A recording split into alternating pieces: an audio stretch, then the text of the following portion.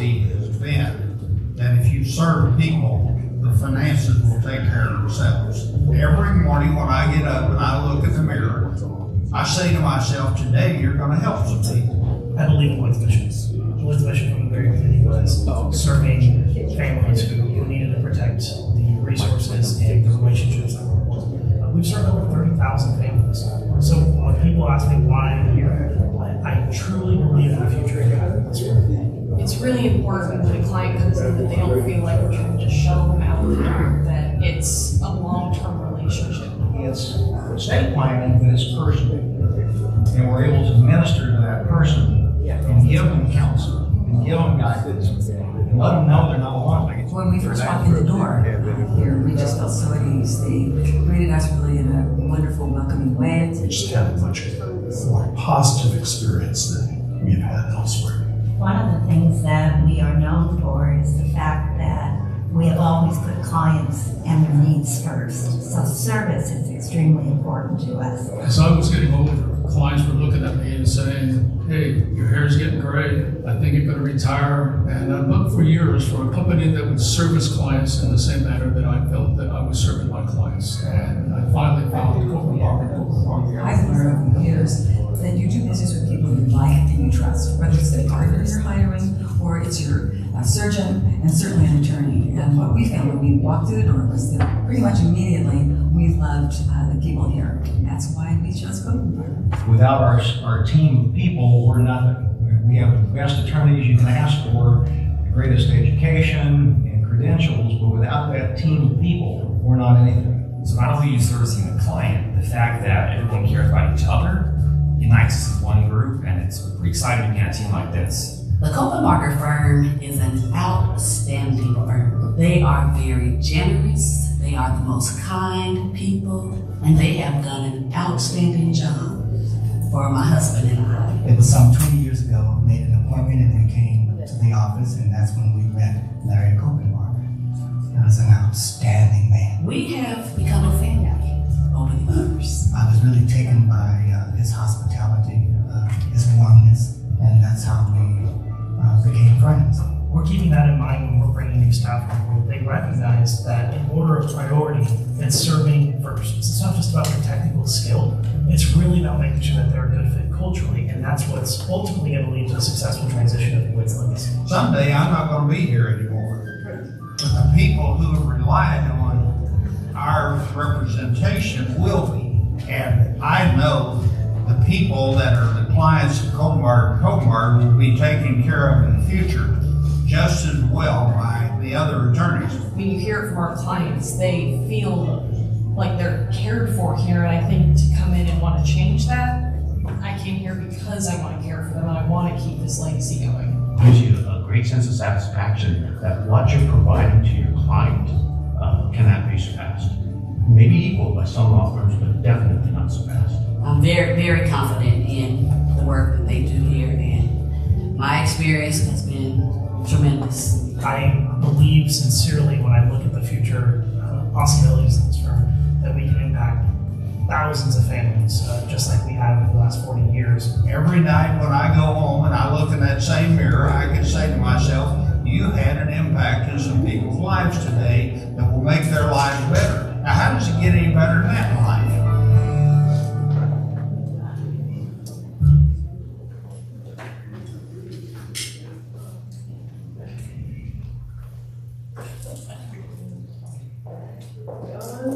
Here? Yeah. All right, good morning.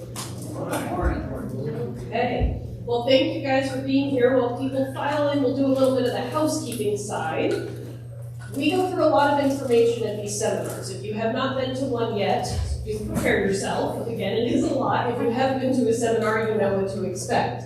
One of the ways, though, that we try to help facilitate and help you process all of the information is the handouts that were on your chairs. Go through all of the slides that you will see today. We recommend that you take notes in those, really follow along, because you are also entitled to a complimentary consultation as a result of being here. And a lot of times those packets are very helpful about answering direct questions that may not get addressed today. A lot of what we cover today is a general overview, and it doesn't go into specific circumstances can't even speak today, circumstances for every person. So, with that being said, I'm going to jump into a little bit about our attorneys and our departments. So if you don't know Cope & Barker, we are one of the largest estate planning firms in the state, if not the largest at this point. We have numerous attorneys. I'm Victoria. I'm one of our estate planning attorneys who mostly serves the Northern California area, San Jose being my home base. But we also have our founder, Lloyd Cope & Barker, his son, Larry Cope & Barker, and a new attorney to our firm, Mark Kraus. The other three in my department are primarily in our Southern California offices. However, we can serve people pretty much all over the state, either by traveling, Zoom, or phone. We also have a business and tax department. So if you have your own business, if you have rental properties, if you're concerned about tax protection, we have this department to help step in as well. That is currently consisting of Sunny Warren and Catherine Brown, who you will hear from today.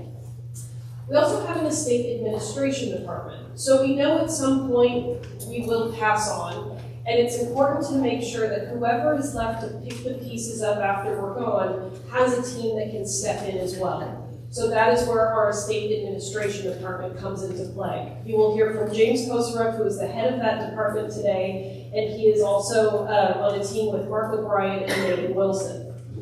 Now, most of what we talk about today is how to avoid the court, but we understand that is sometimes not possible for one reason or another. And so we have Elaine Alston, who is our estate litigation attorney. We hope you actually never need to work with her, but if you do, she is phenomenal. But we could not do what we do without our incredible staff. So our staff is why we've been able to help serve so many clients as efficiently as possible. You met Caitlin, who is checking in. We've got David here helping out with pretty much all things seminar and churches. And it's our staff that really does allow us to keep our quality as high as it has been.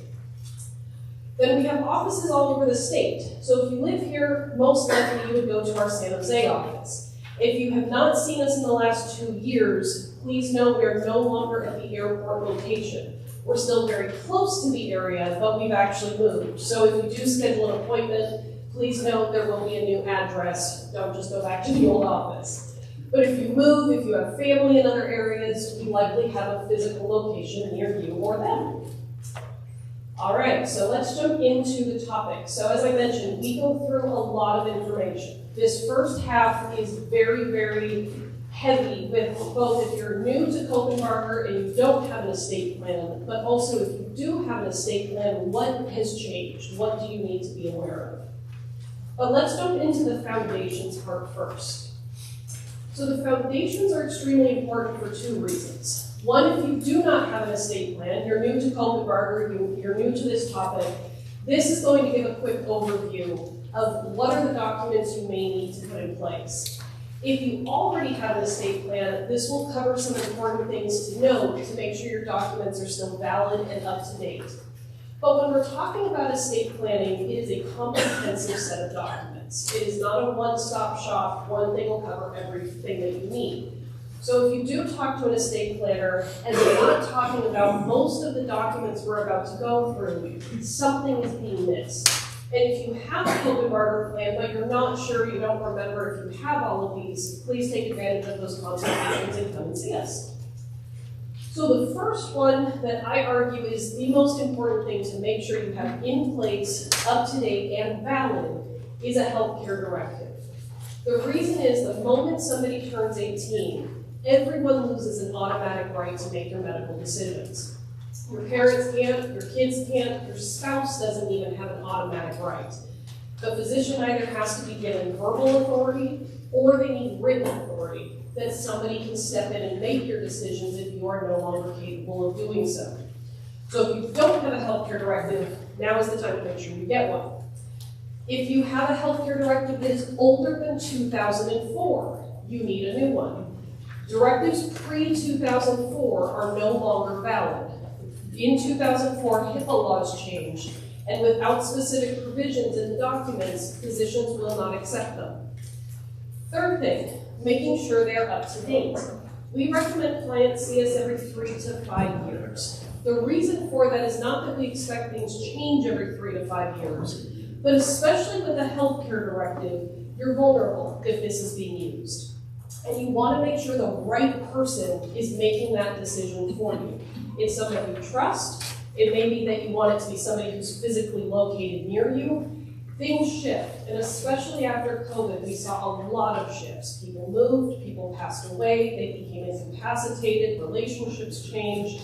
So if you haven't seen us in the last 3 to 5 years, I encourage you to come see us now. The other piece with the healthcare, though, is you also want it to be comprehensive. A lot of times people can find free versions online through their healthcare providers, but a lot of times they're very simple. The other issue is if it's a healthcare provider provided healthcare directive, a lot of the same word in there, sorry, a lot of times our concern is who are they looking to actually protect? Are they looking to protect you or cover themselves if something happens? So yes, it's free, which is better than having nothing, but a lot of times we're concerned about who's providing it and what has been left out. With our directives, they go through things like, do you want to donate your organs? Do you want burial versus cremation? And do you want to be kept on life support if you have a condition with no hope of recovery? The life support one is one of the biggest I encourage you to make sure gets answered. I can unfortunately speak from personal experience that when my grandma was in the hospital at the end of her life, that was a question we got asked.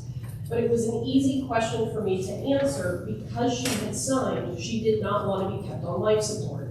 And so instead of having to go back and forth and feel guilty about what she would or wouldn't want, she had already made that decision. So it gave her the dignity of still having control, and it gave me the relief of knowing I was doing what she wanted. Now, the one other thing to add to the healthcare directives. So on the next slide, if you have Kaiser and you have not seen us in the last year, you need to come and talk to us. Kaiser in particular is requiring specific language be added into the directives to maintain their validity. So if you don't have Kaiser, you can ignore this part. But if you do have Kaiser, come and talk to us. It's very quick, it's an addendum to your healthcare directive, it won't take much time, it doesn't cost a whole lot. If you're an Access member, it doesn't cost you anything, but it's really important language to make sure it gets in there. The next document that we encourage everyone over 18 to have is a durable or financial power of attorney. So this comes into play if you're incapacitated and can't manage your finances. Now, a lot of people say, well, my spouse is on my account, so what's the problem? Can't they just continue managing it? The answer is yes, but I would challenge they're not actually on every account. Your retirement being a main one. You are the sole owner on retirement. Your spouse is only a beneficiary. So without a valid power of attorney, if you can't manage that account anymore, they can't either. They only get to benefit after you have passed away. Versus with a power of attorney, they can manage anything necessary. But what if your spouse can't manage? You want to make sure you have an alternate in place. Or if you're not married, you absolutely need to make sure you have people in place because again, no one has an automatic right to maintain and manage finances for you. If you already have a financial power of attorney, it needs to have been done in the last 5 years. After COVID, banks and financial institutions started to crack down on elder abuse and financial fraud. We saw a huge spike in capacity during COVID, which unfortunately led to people who had outdated powers of attorney using them for nefarious reasons.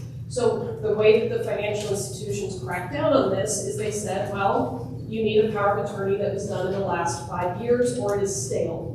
Now, that's not a law change, that was a policy change. So there's really, unfortunately, not much we can do to combat it other than keeping this up to date. So again, if you haven't seen us in the last 5 years, now is the time to come and talk with us. The next document is not necessarily going to apply to everybody. This is called a psychiatric healthcare directive.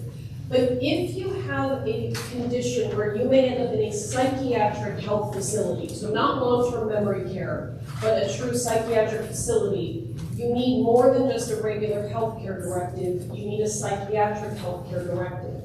These go into further details about who would be able to administer psychiatric care, what kind of medication and treatments do you want, the above and beyond answers that a lot of facilities are now requiring. So if that triggers something for you, come and talk to us. It still may not be something you need, but let's make sure of that. Now, what is the problem if you don't have a valid health care or valid financial power of attorney? The issue becomes if you don't have those in place and you are incapacitated, unfortunately, we have to obtain what is called a conservatorship. Basically, what that means is you didn't have valid in-place documents, you now no longer have the capacity to put those in place or to manage your own affairs, and we unfortunately have to ask the court to determine who will take care of you, who will take care of the money, and the parameters around it. This is a nightmare. A lot of times when we're talking about avoiding court, it's after you have passed away. But I argue conservatorships are worse because you are alive, but you are unable to advocate for yourself. And in all circumstances, who the court ultimately chooses may not be who you would have actually wanted. What the court decides the person can or cannot do may not be what you would have actually wanted. You are putting a lot of control in other people. You are putting a lot of control in a court who does not know you. And so by having those first two documents, you cut out the nightmare that is conservatorships. So the next thing that we look to address is, do you need a will or do you need a trust? So wills are applicable if you do not own a piece of real property and you have less than $184,000. It also is applicable if you have any minor children. So if you have minors or if you have grandkids and you need to encourage your children to get wills, you would want to do so, because this, for wills, is where guardians get named for the minor children. But going back to the assets, if you don't have real estate or you have less than $184,000, a will may be exactly what you need. However, if you have a piece of property or you have more than $184,000, a will is not going to be enough. And the reason is probate court. So probate is essentially where the court has said your will did not answer enough questions. It's saying your estate was too complex, you needed a more in-depth document, you didn't do that, so now we have to decide what's going to happen. That means that they're going to get to settle accounts with the living. So do you have any debts outstanding? Did you owe a mortgage? Did you have a car loan? Was there anything like that? They will get to decide, does a mortgage even get to transfer with the property, or does it have to be paid before the property can go anywhere? And ultimately, they get to decide who is going to inherit. This can be a nightmare situation because I'll say not all families are created equal. You may have 3 kids, but you don't necessarily want them to inherit the same way across the board. The court is not going to take that into account. They're going to say, you have 3 kids, you're getting it 3 ways. And again, that's not always in the beneficiary's best interest at that point. David, if you can jump 2 slides for me. There we go, perfect. So not only is the control with the court, the other 2 issues is it's extremely time consuming. Probates, even in the easiest circumstances, can take 2 to 5 years. And that's in easy circumstances. Again, COVID did not help this timeline. With COVID, the court shut down, so everything got more and more backlogged. But frankly, God love the government, they're not known for efficiency, and the court is no different. So unfortunately, when something's on the court's calendar, they dictate when hearings are, when things have to happen by. The control is not with your family. The other issue is the cost of probate. So on the next slide, it's going to show you if with a median home value of $1.3 million, probate can cost $56,500. That is an outrageously high price tag for something that could have been avoided. Now you'll note the very top line, that's attorney's fees. 2 things with that. 1, we actually don't set our own fees. The court sets what our fee will be. So that's outside of our scope. The other thing is the home value is looked at on the gross value, not your equity. So what that means is if your home is worth $1.3 million, they will put the fee on the full $1.3 million. They don't care if you only have $100,000 of equity. So you can imagine how much probate just depletes and depletes and depletes estates. And again, it can all be avoided. So that's the good news, and that's the stuff we really want to focus on, is how can you actually avoid the court? So we talked about avoiding conservatorships. That was with a power of attorney for finance and a power of attorney for your health care. Next, though, we're looking at how to avoid, after you've died, the court through the probate process. That is through a living trust. So a living trust is there to essentially answer all of the questions that the court said a will would not have. It says who's going to manage if you no longer can, whether due to incapacity or after you have passed away. It's going to set the terms of who gets to inherit and when they inherit and how they inherit and all of those different things. Because again, just because you've got 3 kids doesn't necessarily mean you want them to all inherit in the exact same way. All right, jump one more, David. Okay. So the trust is looking to avoid probate. We want to cut the court out completely. We want to protect your privacy. We want the control to be in your hands. We want all of those things to eliminate court. But there's also a big piece to talk about, which is tax planning. Now, a lot of times when I bring up taxes, people go, oh, our estate is under the death tax exemption, which is about $14 million right now. We're not in the uber wealthy. We don't need to talk about that. But the unfortunate reality, as we all know, is taxes apply to us whether we want them to or not. And one of the things that your estate plan can do is cut out unnecessary taxes. We don't want you or your estate after you're gone to pay taxes that could have been avoided. And there are a lot of different taxes that can be either reduced or completely eliminated. We'll talk today about property taxes, retirement inheritance taxes. We'll talk a little bit about capital gains taxes. There again are unfortunately taxes everywhere you look, and truly we don't want you paying extra that could have been avoided.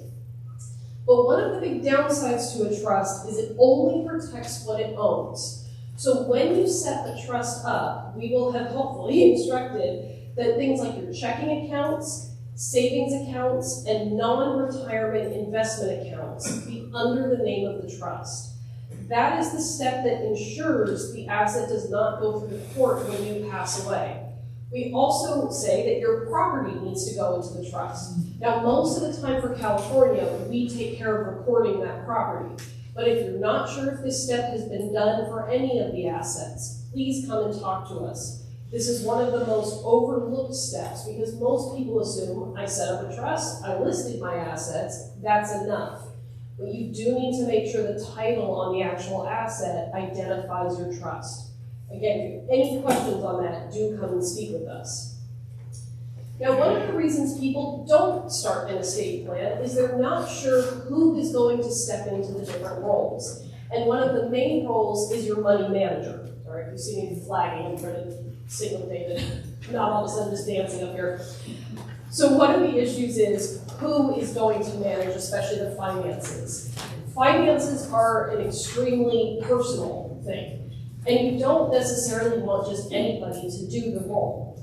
But even if you have kids, you don't always necessarily want them to manage the finances for one reason or another. And so we have alternative options to help brainstorm with you if that is the reason you have not done your estate planning yet. There's something called a directed trustee. You can have a professional fiduciary. We can talk about co-trustees.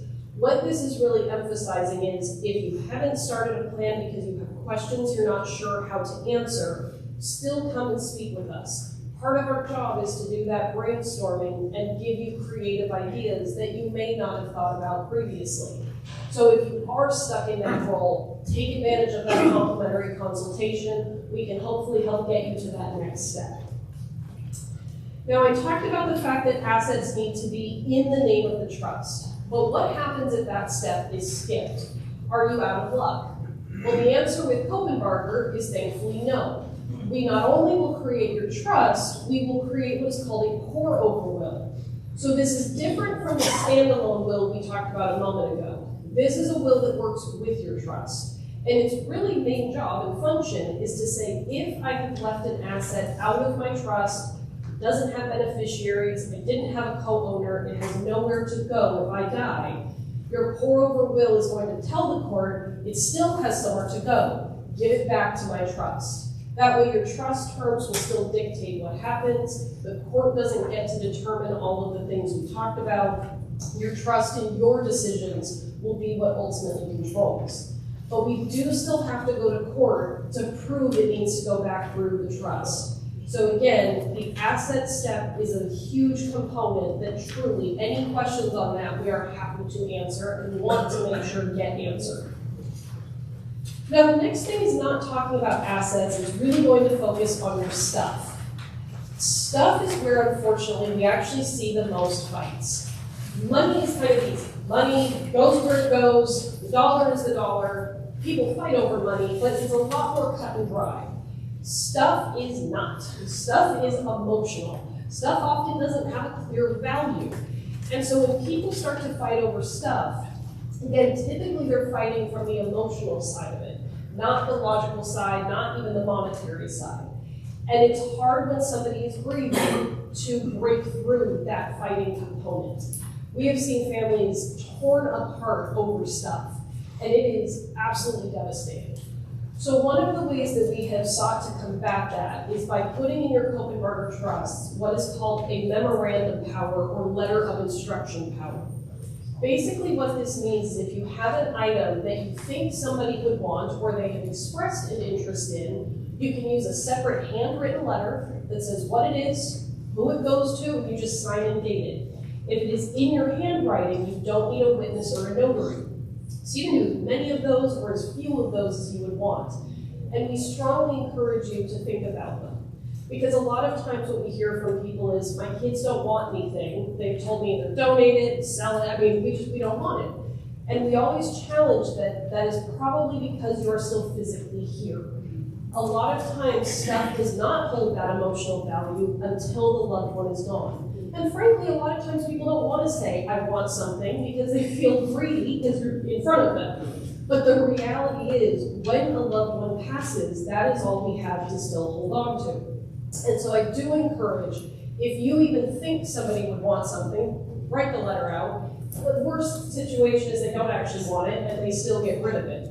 But in a lot of cases, leaving those things end up having, again, that profound emotional impact. The other thing with your stuff, write down why it is important, especially now with how digital things are. I'll get to you in yet 1 second. With how digital things are, our photos are on our phones. It's things that we're not writing on the back of the picture of who's in the picture. We're not writing what the event was. We've lost a lot of the history now that so much is digital. Still try to capture that where you can. If you have an item that has family value, if it's been in the family for generations, if you can note what important events have happened, those are the things that really can stick with legacy planning.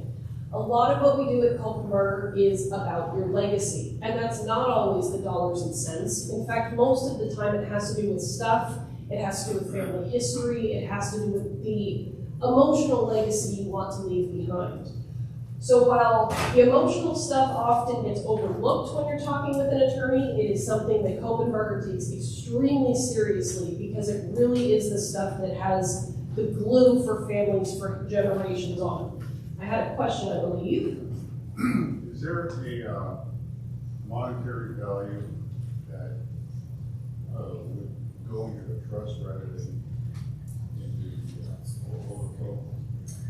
Is there a monetary value of the stuff that would go into the trust? Particular item. So if you have items of particularly high monetary value, we can call those out specifically because some things do have a value that really does need to be captured. So we can identify those. We can capture it in different ways if it goes beyond the emotional side of it. Into the trust? Into the trust, yes. You don't have to do anything with the asset specifically, but we often want to notate that it has a value in what it is. Okay.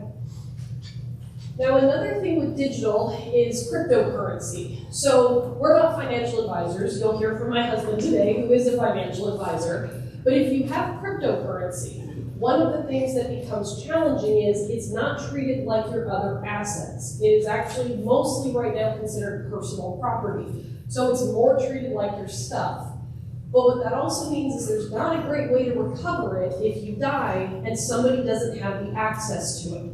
So while it doesn't necessarily get titled in the name of your trust, we often want to make sure it's written down, but it is also imperative that you have the key, the code, the chain, whatever the sequence of information is, somewhere that someone else can find it when you have died. Because if not, it is often a lost asset that is unrecoverable. So if you have any questions on cryptocurrency and how to make sure that transfers when you have passed on, again, come and see us in those consultations. All right, big breath, that was round one. Let's go right into round two. So this is now really going to focus on what life changes may have occurred and why you might need to come in and see us. So your estate plan is not a set point in time. One of the important things to note is that your estate plan needs to be updated on your life cycle. What that means is when you first set up your planning, you may have been unmarried, you may have had minor children, and now you may be unmarried, remarried, have adult children, you might have moved, you may have grandkids. There are a ton of different ways that life changes that your estate plan needs to adapt and be updated to account for. So let's go through a couple of them. Before you move, now most of the time we don't have many people moving into California, but if you have moved into the state, come and see us. Let's make sure your documents will be accepted here. Let's talk what's more realistic is you're looking to get out of the state for one reason or another. The cost is really a big one. Make sure you talk to us before and after you move. So the good news is, with estate planning, we can continue to represent you even after you have left the state. Your documents continue to be valid even if you leave the state. But a lot of times when you're moving, things are changing. Your assets are changing, who you're living near is often changing. So we want to make sure that, especially as you acquire new assets, they are still properly put under your trust. As you're moving towards or away from certain people, you may want to update who is going to take care of you medically or who would manage the finances. You may be moving because you have grandkids. Do you want your beneficiaries now to be updated in any way? There are a variety of reasons when you move, it's important to come and see us. But again, if you're looking either to come into the state or flee the state, we want to make sure that things are still kept up to date, valid, and that you will not run into issues even in the new state you are in. Next, have you gotten married or have you gotten divorced? Anytime your relationship status changes, you absolutely want to make sure you come in and see us. When you get married, whether it's a first marriage or it's not the first marriage, you now have a blended family, there are a lot of different considerations that now come into play versus when you were single, or especially in blended families, how you would want things dispersed after you have passed on. With married couples, we can also do significantly more tax planning. So one of the things I briefly mentioned is called the federal estate tax. Now, right now, the federal estate or federal death tax is up just shy of $14 million. What that means is if your estate is under $14 million, a federal estate tax will not apply. But that number always moves. Each year, each administration, we have to look at, is it going up or is it going down? And as things shift, your asset level may come too close to that line. So one of the things for married couples that we can do is what is called an AB trust. It essentially doubles the estate tax exemption that you are entitled to. So as that number moves or as your assets grow, we want to keep an eye on this. The other thing is if you have a blended family, the AB trust will say, if I die first, yes, my husband can still manage things and take care of himself and our kids, but he cannot change where my half of the estate goes. So if he remarries, he can't give it to somebody else. It has to be maintained for him or ultimately for our children. So if there's any concern about remarriage protection, this trust will also come into play. Now, if you have gotten divorced, we definitely want to make sure things get updated so that your ex-spouse isn't still your medical power of attorney. They can't manage your money. They can't inherit from you. So these are things that if you went through a divorce, you likely don't want that person to still have any control or say in what would happen. And so keeping the documents up to date ensures there's no question of who you would or would not want to do certain things. Next, what if you had minors, but now you have adult children? With minors, we want to make sure they're protected and taken care of, but when they become full-fledged adults, all of a sudden, they have their own issues. They could have their own liabilities. They may get married and subsequently that marriage may end. There's a lot of things when our kids become adults that all of a sudden are considered predators for them specifically. So one of the things you can put into place for your adult children is what is called a protective lifetime trust. What that protective lifetime trust does is it essentially says they can still get their portion of the inheritance, but instead of it going to them, it goes into this sub-trust that they could manage or that you could put a manager over. Whether you want to protect them from outside predators or sometimes protect them from themselves. But those outside predators we're looking to protect from our divorce, lawsuits, creditors, bankruptcy, and the IRS. Basically, we want to make sure that after they receive their inheritance, if they're in a car accident that's totally their fault, if a business goes under, if they go through a divorce, that the inheritance cannot be taken away from them, but is maintained for them and ultimately will transfer either to grandkids or to whomever you would have wanted. So it's this extra protection that can get built in, and if you're not sure if you have it or you know you don't have it and you have more questions, absolutely come and talk to us.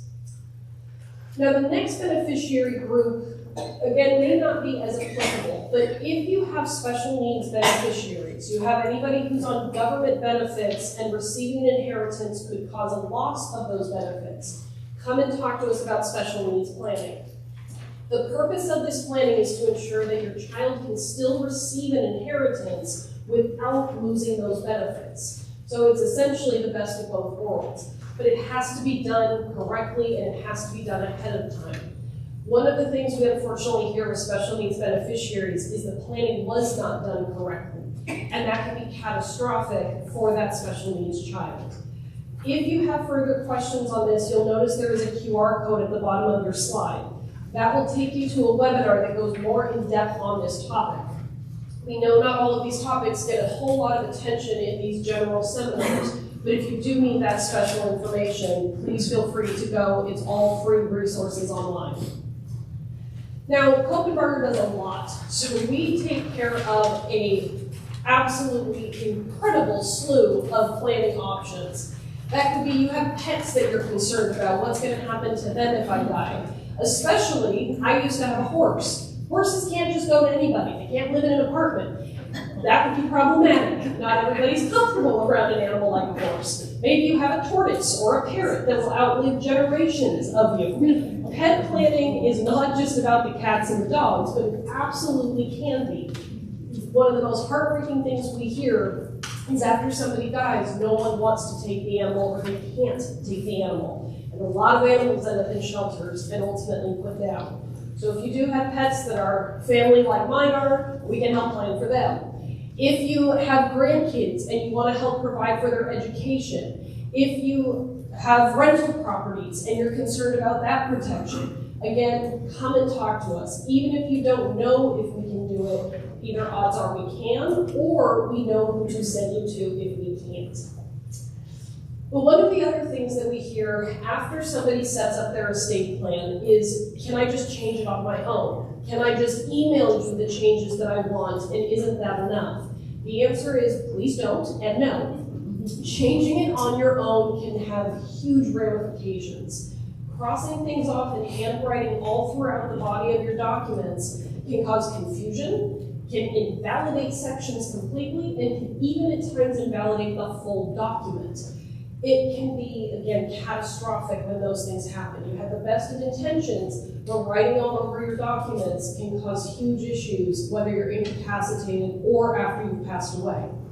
And an email is not enough. Emailing us changes that you want is a wonderful first step, but we do need things to be formally done in almost every single circumstance.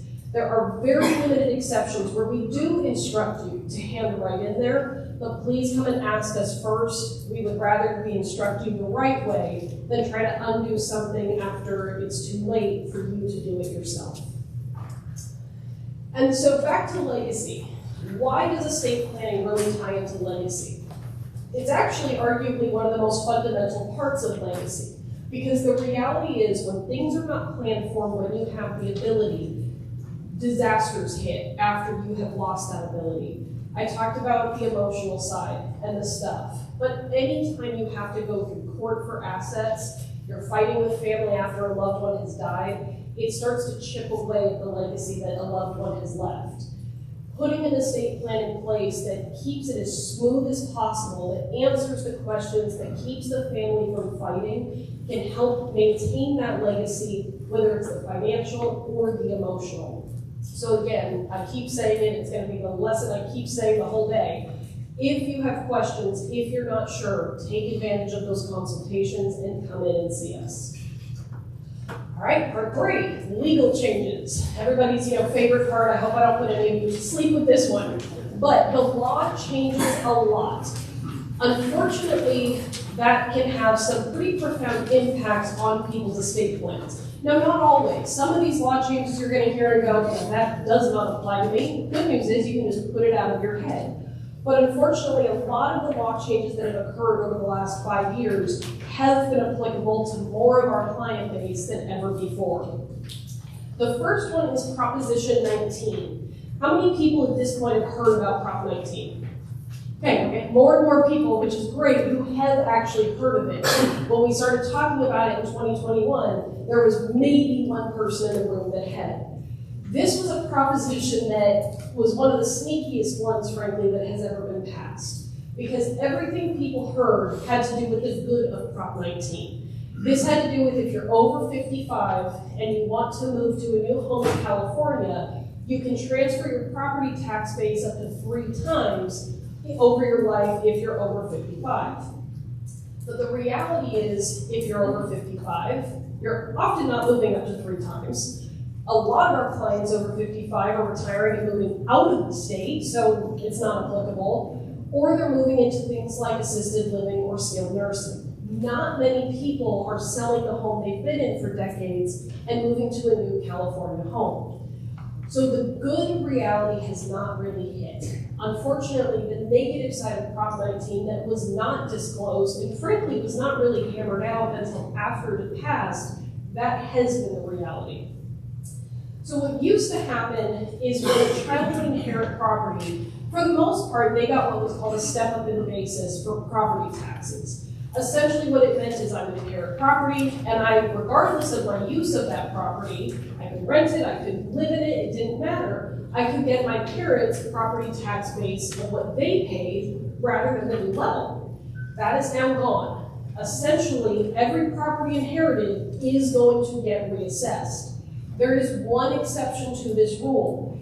If it is your parents' primary residence and your child inherits it and lives in it and keeps it as their primary residence, they can still maintain the parents' property tax base. But they have to live in it, and it has to be their primary residence. If in 5 years they decide to move out of it and change it to a rental, it will be reassessed. So one of the other issues with this is, what if you have more than one child? Let's go back to the scenario where you have 3 kids. Your trust currently says all 3 kids are going to inherit all of our assets equally. It's getting distributed across the board. So all 3 inherit, and then one of them says, hey, I would really actually love to live in our parents' home. Can I give you guys cash, basically buy you out? The 2 say, yeah, that would be great. We don't want to live there. We prefer the cash. Wonderful. So they transfer their 2/3 interest over. Unfortunately, that is now a child-to-child transfer, and that 2/3 gets reassessed. There is a way around this, and that is by putting into your trust what is called right of first refusal language. What that essentially means is before the distribution occurs, that child who you think has the most likelihood of wanting to own and live in your property can pre-decide to buy out their siblings, live in the property, and keep the entire property tax base. So everybody still walks away with an equal amount, but the first child's getting property, basically, in most cases. But it does mean it's still a valid parent-to-child transfer rather than a child-to-child transfer. But this has to be language done ahead of time. The kids don't have that same decision-making once things are dispersed. So if you're not sure if you have this, or you know you don't and you want it, again, come and speak with us. Now the good news is if you put this language in and you've named child 1, then 2, and then 3, child 1 doesn't have to say yes. They can say, no, that's not the circumstance I'm in. Child 2 can say, yes, I want it, or no, I don't. Child 3 can say yes or no. And if they all say no, it's up to them to co-rent it, co-sell it, whatever they want to do. but it's capturing options and keeping possibility rather than having that fully eliminated. The other thing is if you're planning on purchasing a new property, come and talk to Catherine as soon as you know you want to buy a new property in California. LLC protection can essentially preserve property taxes in the long run without that right of first refusal issue, but it has to be before you have bought that new property. So it is, again, important to note, this is not for property already owned, which is why it's imperative that if this is a concern, you talk to us at the start of your hunt for that new property, rather than either after or right in the middle of it. Is that like to maintain the Prop 13? Exactly. If I sell my house and go to a new house? Exactly. But through the LLC, instead of a property transferring title, your LLC would transfer. So it's a little caveat. Exactly. Is that just in California? Yes, Prop 19 is only for us, Yeah. for special. All right, next up, Medi-Cal. Medi-Cal is one of the most misunderstood programs that California has. Now, the other issue is you'll note every word on that page starts with the same 4 letters. You do not care about Medicaid if you live in California. Cross that one off, it does not apply here. Medicare, we're not going to talk about because that's your health insurance. If you're over 65, you have the option of joining Medicare. But Medi-Cal is California applicable and is, again, a program that most people don't understand. So there's a lot right now with Medi-Cal. So historically, Medi-Cal had an asset-based test.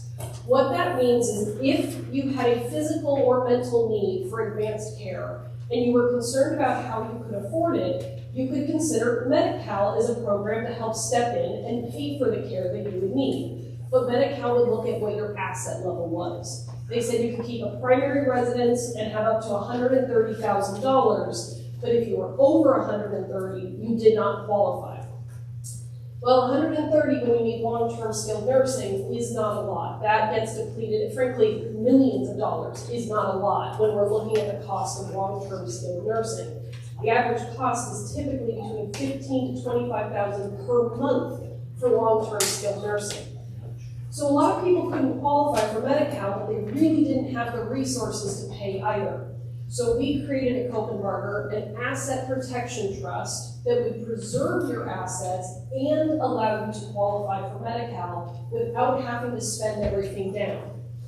So we did that for just over a decade, very successfully. We had a ton of clients qualify under this, and rather than becoming destitute, taking care of their loved ones, they could maintain their assets and the healthy spouse could maintain their life, but still have care for the unhealthy spouse. Then Medi-Cal changed the rules. They said, we're not going to look at assets. We're going to look at your income. Okay, great. So that started last year. We created an income protection trust. Been using that successfully for the last year and a half. And then Medi-Cal said, just kidding. We're going to go back to assets. So all of this is to say, starting next year, we expect Medi-Cal is going to revert back to looking at assets. But if you are in need of advanced care planning today, we still have options for you. It will just be looking at your income. If you're looking at future possible planning, still come and talk to us because, again, we have the Asset Protection Trust as well. The reason we bring this up is most people, when they're looking at care facilities, again, don't have the resources to truly put their loved one in a facility that they would feel comfortable with. Having additional programs and options widens the option that you have facility-wise. So if you have any questions on this, it may not be applicable, but we are happy to answer those questions because it is not something most planners do or have the ability to do. Is that a question? Yes. Yes. If you have long-term care insurance, can you use this also? If you have long-term care insurance, yes, you can still use this option. One of the issues we have found with long-term care insurance is a lot of times the policies haven't kept up to date with the cost. They either don't cover the full length of time or the full dollar figure. So this plan can... I'll actually move now all the way to the next slide, which is the Corporate Transparency Act. So for any of those business owners or anyone who set up an LLC or registered any business in any state, we talked about this a lot last year because This was quite a roller coaster. It was a new requirement to report for, and it touched almost any small business. So if you had registered an LLC and done nothing with it, you had to comply with this. And there were strong penalties if you didn't. Basically, a reporting requirement for any registered business of a report of all of their business owners. However, great news after what I was mentioning, a serious roller coaster. This is no longer required if you are a U.S. business. So basically, 99% of who would apply to no longer applies to. This happened after it was already being enforced. So if you did file one of these reports, at least the good news is you don't need to do anything with it. I guess the bad news is now we have more information given to the government that you may or may not wanted to have given to them. We can't really pull back at this point, but no longer required. You don't need to amend what you already filed, okay? And because I saw no employees, no business owners with employees, I'm really gonna leave this here. The next two slides I'll leave with you to look over. Again, we're in the state of California. Employment law is also just like tenancy law, state-based primarily. So we see a lot of changes, and a lot of changes in California that are pro-employee. If you are currently working as an employee, keep in mind, Elaine, she's not here today, Elaine Alston, but she handles litigation, and she can handle, and I would strongly recommend, if you have any issues or want to seek any litigation enforcement in employment law, reach out to Elaine. She's a great resource for this. But I'll leave the list of those two slides for you to look over. It's just a brief summary of some of the high-level updates. The last legal change that I'll go over, this is actually outside of the scope of businesses and really what we've been talking about. So this is, we're kind of going back to trusts here. This is insurance coverage for trusts. That has changed slightly. It's actually gotten a little bit simpler for irrevocable trusts. So when we were talking, or when Victoria was up here before, she's speaking about your revocable living trust. The trust that you can amend and change over the course of your life. Looking at irrevocable trusts, those are a separate category of trusts that you may create within your lifetime that are not amendable when you create them. The insurance rule, the insurance coverage rule for those irrevocable trusts has changed to be the same as your revocable trust. So the coverage is $250,000 per unique beneficiary, up to 5 beneficiaries. That's the big change, up to 5 beneficiaries, which means there's a cap at $1.25 million for coverage. However, that is also per trustee. So if you're looking at a spousal trust, then double that, okay? That's all I'm gonna cover in this segment, but I'll see you after our break and after we have a couple more speakers come up.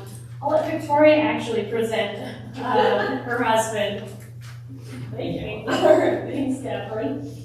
Okay, the next section will be with Lifestyle Financial. So if you didn't pick up on that, my husband will actually be the representative for Lifestyle today. Lifestyle was actually founded, though, by Laura Kopenbarger. So we were founded by Lloyd. His wife founded Lifestyle Financial. And it has been an absolutely wonderful thing for us to have a resource for our clients to go to where planners who really understand how trusts work. One of the biggest issues that we run into when we're setting up an estate plan is, again, how do assets get titled and what needs to be maintained with a trust? And unfortunately, there are a lot of planners who are just flat unwilling to admit they don't actually know the estate planning side, or they're unwilling to speak with an estate planner. So having a team where they understand what we do and are willing to speak with us has been invaluable for our clients. Laura has actually since retired, and Charles Sosa, their grandson, has actually taken over Lifestyle. And then 4 years ago, I believe, 3 years ago, my husband went from Merrill Lynch and actually joined the Lifestyle team. Because one of the things that they all care about is families that are protecting families. I'm taking your punchline on that one. But it's true. They want to make sure families are protected. So wherever you're at in your investment or financial planning, they are a team that can help take over. All right, with that, I'm going to turn it over to Zach. Here he goes. Thank you, Victoria. Or let's say Mrs. Raymond. Good morning, everybody. I took my punchline, so I'm done. My name is Zachary Raymond. You can call me Zach. Never call me late to dinner. That's great with me. I do weave in a few things. I like to not use any big words because when we talk about money, you don't need to be confused by it. As Victoria said, our mandate is very simple. We all met, Catherine, Victoria, and I, when I was in law school at Santa Clara, go Broncos. I'm not an attorney, so nothing you say will be used against you in the court of law. But it is the understanding that we do want to talk about what we don't know, because it's important in financial planning to encompass everything. You go through this hard work to work with an estate planning law firm, brilliant individuals such as Victoria and Catherine, so you should do at least the same level of care on the financial planning side. And more, and I'll ask a couple of interactive questions. I like to interact with the group. Give me a show of hands. Does anybody have money in a 401k, a checking account, an investment account? Maybe more than $5? Yeah, good. Then you probably need a financial plan. For those of you who know me, you know that I am a very big market nerd. I wear that with a badge of honor. That previous employer that Victoria mentioned, the small firm Merrill Lynch, I have many great stories about that place. If you want some of the not great stories, I can also give you those as well. But very basically, that firm historically built Wall Street. There's a great lineage of advisory, understanding, building markets, and helping many generations. I take that knowledge, and I'm very appreciative of what I got to learn. Every day I try to learn something new, so I got some tidbits today that I learned this morning when I was reading my parents' magazine. Some of you may actually have that newspaper, subscribe to it, it's great. And I take all of that, I talk with Charles Sosa, we put our minds together so that there's never just one person helping with the financial plan, we're a team. Because as near as I understand it, two heads usually think better than one.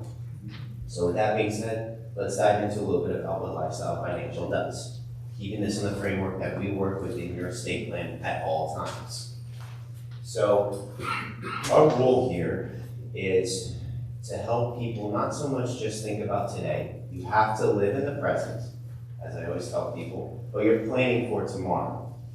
Every single one of you in your household has a specific plan that's appropriate for you.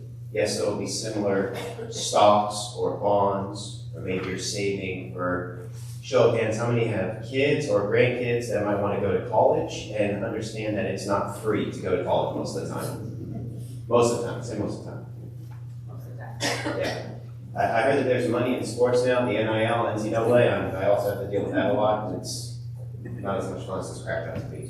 But planning for the future, like higher education, so that you can hopefully allow the next generation to have the tools to do the best for themselves, is part of your financial plan. And thinking about that also requires a dual mandate, if you will, to have responsibility for yourself. You have to take care of yourself while also planning for others. But it doesn't allow the luxury of putting your life on pause to deal with somebody else's life. I have yet to find the pause button in life. If you find that, along with the winning answer as what the market is going to do on Monday, please find me in the intermission. I would really like that. That is essentially what we try to account for and remove as many unknowns as possible. The whole goal of financial planning is to build the best entire mosaic. My mother was an artist. I am not, but I understand very basically that if you stand up to a piece of artwork, no matter what it is, you'll see all the imperfections. You know there's something there, but you get out certain things that don't make sense. You have to take a few steps back and then you can see pieces of the framework, maybe the picture comes into focus. Then take a few more steps back and then you see the mosaic. You see the foreground, the middle ground, the background, how everything relates to itself. And it's less so about those little imperfections, maybe one isolated brush stroke is off, or someone drew outside the margins like I do. If you saw the 15-month-old that's taking that right now, that's my daughter. I draw as good as she does, so that's why I am not an artist. But I do reference routinely this mosaic idea, and I also reference my family because a lot of things that I do think about, both personally and with people who are trusting Lifestyle Financial with their financial plan in their estate plan, is thinking about family, is thinking about generations, is thinking about legacy. And that means all these parts of money, whether it's real estate. Who here owns a home? We're all millionaires in Silicon Valley. And if you're adjacent to Silicon Valley, you also have a couple of dollars in that house. That is part of your financial plan. A financial advisor, or as I was told by my mentor, a stockbroker. I do pick stocks, but that requires a specific training. That matters just as much as thinking about the financial sleeve or the financial lens of your house. I mean, show of hands, who does not pay property taxes if you own a house? Just a trick question, please. I don't want to harm anybody here. But that is what we are thinking about. All these moving parts of money run in balance with each other. And then let's say the thing that occupies everybody's day job. Show of hands, people, anybody get any news on social media, television, newspaper about what's happening in the markets? We happen to live in an environment where the universe of money basically blasts in your ears by your friend, your neighbor, your enemy, I don't really know. Everyone's talking about investments. It's so embedded into life. I never thought in this job I would have to understand more about politics than I do about economics to understand where money is going. But it all relates. One of the new things that I was researching a little bit this week for some things that we keep our tabs on is, does anybody know a guy named Jerome Powell? Yeah. Does anybody know how many chairmen or women of the Federal Reserve there have been in the history of the Federal Reserve? Anybody think 10? One more number? There have been 16. Name me 5. See, here's another question. How many federal governors of the board have there been? You know, we now know about one named Lisa Cook, if you've kept up with some news. How many of those have there been? 109. The Federal Reserve in its modern inception has only been around, well, originally since 1913, but really since the 1930s. It is still a growing institution, and it does deal with your money, but it's just one piece of this equation. Other people, especially when I joined Lifestyle Financial, I would always pick on one word specifically, and no one's forgotten this word, inflation. Show of hands, remember inflation, it's still there. That's another sleeve that we think about in financial planning. There's also the fact that what happens in Silicon Valley, the previous speakers have talked about that this state does a lot of things. One thing this state does that is undeniable, there's a lot of money that's created here. There's something to the effect of $10 trillion in Silicon Valley. That is a very big number. But part of what that number holds is business that does dealings overseas. So what happens across the world comes back to your financial plan.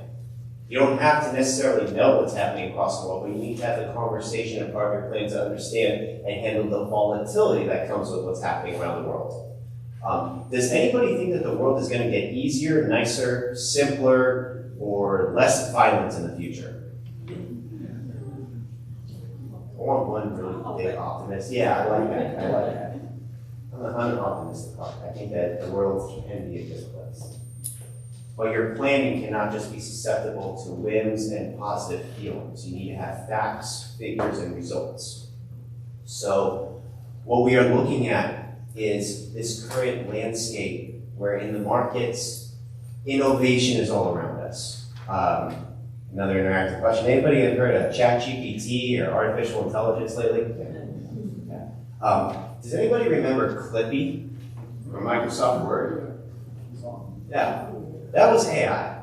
So it's been around for a while. I am older than Clippy. I just want to get that out of the way. I am older than Clippy, barely. But it's now just going through its next growth phase. Markets also don't have a pause button. Every single day innovation is taking hold. We are now in the era where innovation 24/7 can be on your smartphone, so you can keep up with some of the biggest themes that are taking shape. But there's a lot of things moving underneath the surface. And that's where financial planning really comes into hand, because you sift through all of that noise and figure out what the best plan in place for your specific situation will look like. And again, that specific situation is all of you guys. You're all here, so you're all young and vibrant in the financial world. You know, financial planning, its endpoint is the end. If you're 20, 30, 40, 50, 60, 70, 80, 90, you're still here and you still need a plan. I've yet to find a day during the week when you go to the supermarket or you go to Home Depot or Lowe's, if you have a favorite, and they will let you buy something for free. So it all relates back to this financial plan. What we try to figure out right now in the world of finance is, as things are moving at a quicker pace, how do we take all of that information, balance what you should really be focusing on for your specific plan, and then moving it out a little bit into what would be best useful information and what you maybe should not focus on too much. It would probably not surprise anyone that there are many economic data points that come out every day, even on the weekends. I'm not really sure how that works because some people don't work on the weekends. Right? The news still flows. On Friday, which is usually a good economic day, there was this thing called the jobs report. It tells you how many jobs over the last month have been privately created. It was a very low number.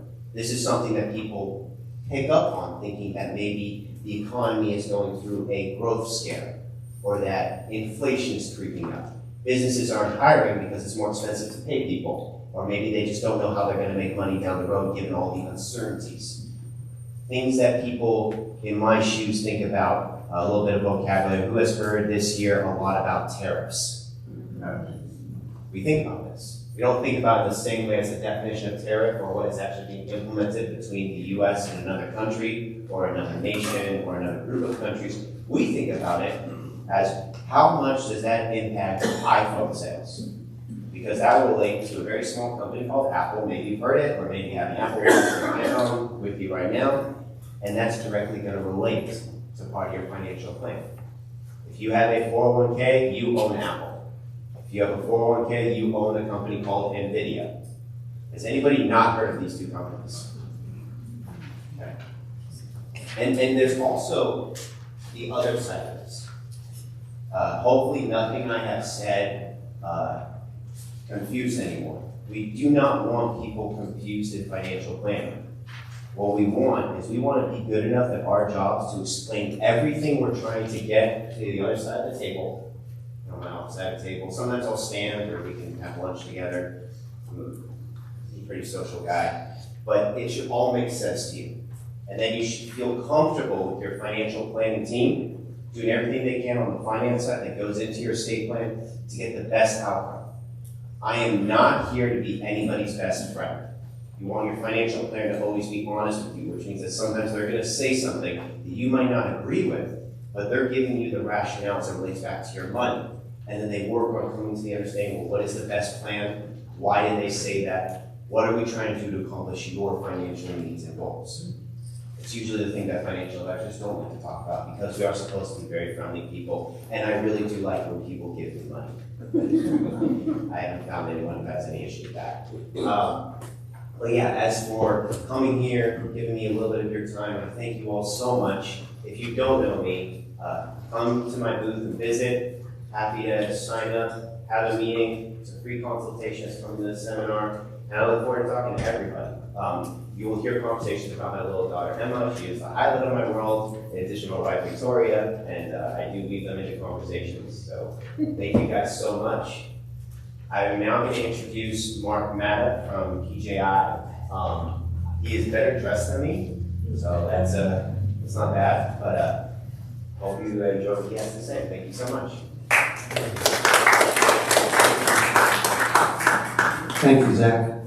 Good morning, and it's a blessing to be with you. I'm going to start my clock because Dave said I can have no more than 90 minutes because we promised to get you out here at 3:45. I'm kidding. Anyhow. I'm kidding. I saw people look at their watch. Okay. Thank God. Many people believe in miracles. Okay, I just drove in from Sacramento. I didn't touch the brakes once. All right.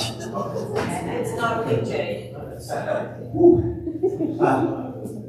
My name is Mark Matta with the Civic Justice Institute, and I want to thank the Copeland Barker team. We work with them. It's just an amazing team. Well, you guys know because you're here. I've been a friend of Brad Dacus. I'm a friend of Mr. Copeland Barker. He's been our personal estate planning attorney for almost 20 years now, and we've walked through 3 times when I was a trustee and executor, and you know that's about as fun as taking an ice pick and putting it in your ear. But they made it simple, and you guys are in the right place. So I'm grateful to be here. Thank you, guys. All right. You know the Copeland Barker firm. They're always looking out for you to try to equip you to protect your family and your estate. And we basically want to do the same thing. The Civic Justice Institute takes a different tack on it. We are a legal firm. We have 33 attorneys all across the country, 36 offices. But to protect your God-given liberty. Has anyone heard of Brad Dacus? Seen him on the air, radio, etc. Heard him on radio? Okay. We have a table out there. You go through the doors when at the break time. And it's a blue tablecloth. I'll be standing out there and glad to answer any questions. But bottom line is we are here to be an attorney in your pocket because it's not a question of if you will need an attorney at some point to protect your God-given liberty. It's a question of when that's going to happen. I'm going to give you some examples here. But I want to ask a quick survey question. Is this, many people feel that our religious liberty, parental rights, healthcare freedom, etc., men and dating, women, safe spaces, that our liberty is under attack in California and America. Do you agree that our liberty is under attack? Okay, so we want to defend your liberty. We're Copeland Barker, and they're just amazing with our family, my wife and myself, 4 college-age kids, defending our property, our estate, etc. And we also want to defend our liberty. Mr. Copeland Barker, by the way, who's both the attorney for Brad Dacus and myself, is a big supporter of the Civic Justice Institute. We work together very well, protecting property and family and liberty. Okay, so I want to ask you to consider these scenarios in just a minute, but I want to tell you what our mission is. It is to defend you without charge. Excellent legal service without charge, defending religious liberty, parental rights, healthcare freedom, and more. And we provide our clients with dedicated, exceptional support, legal support, and service. We fight your case for you. We have 280 cases right now in active litigation across the country. It's the most cases in the biggest network of anybody, but we focus on the local level. So Brad he's argued all the way to the Supreme Court, but we're local.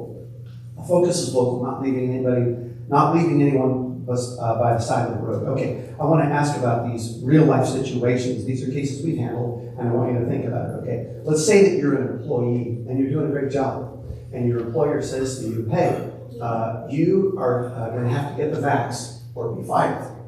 Okay, now, this is not about being pro-vax or anti-vax, it's about having the choice, the freedom to make up your own mind, right? Have the liberty to make that choice based on the information you have, okay?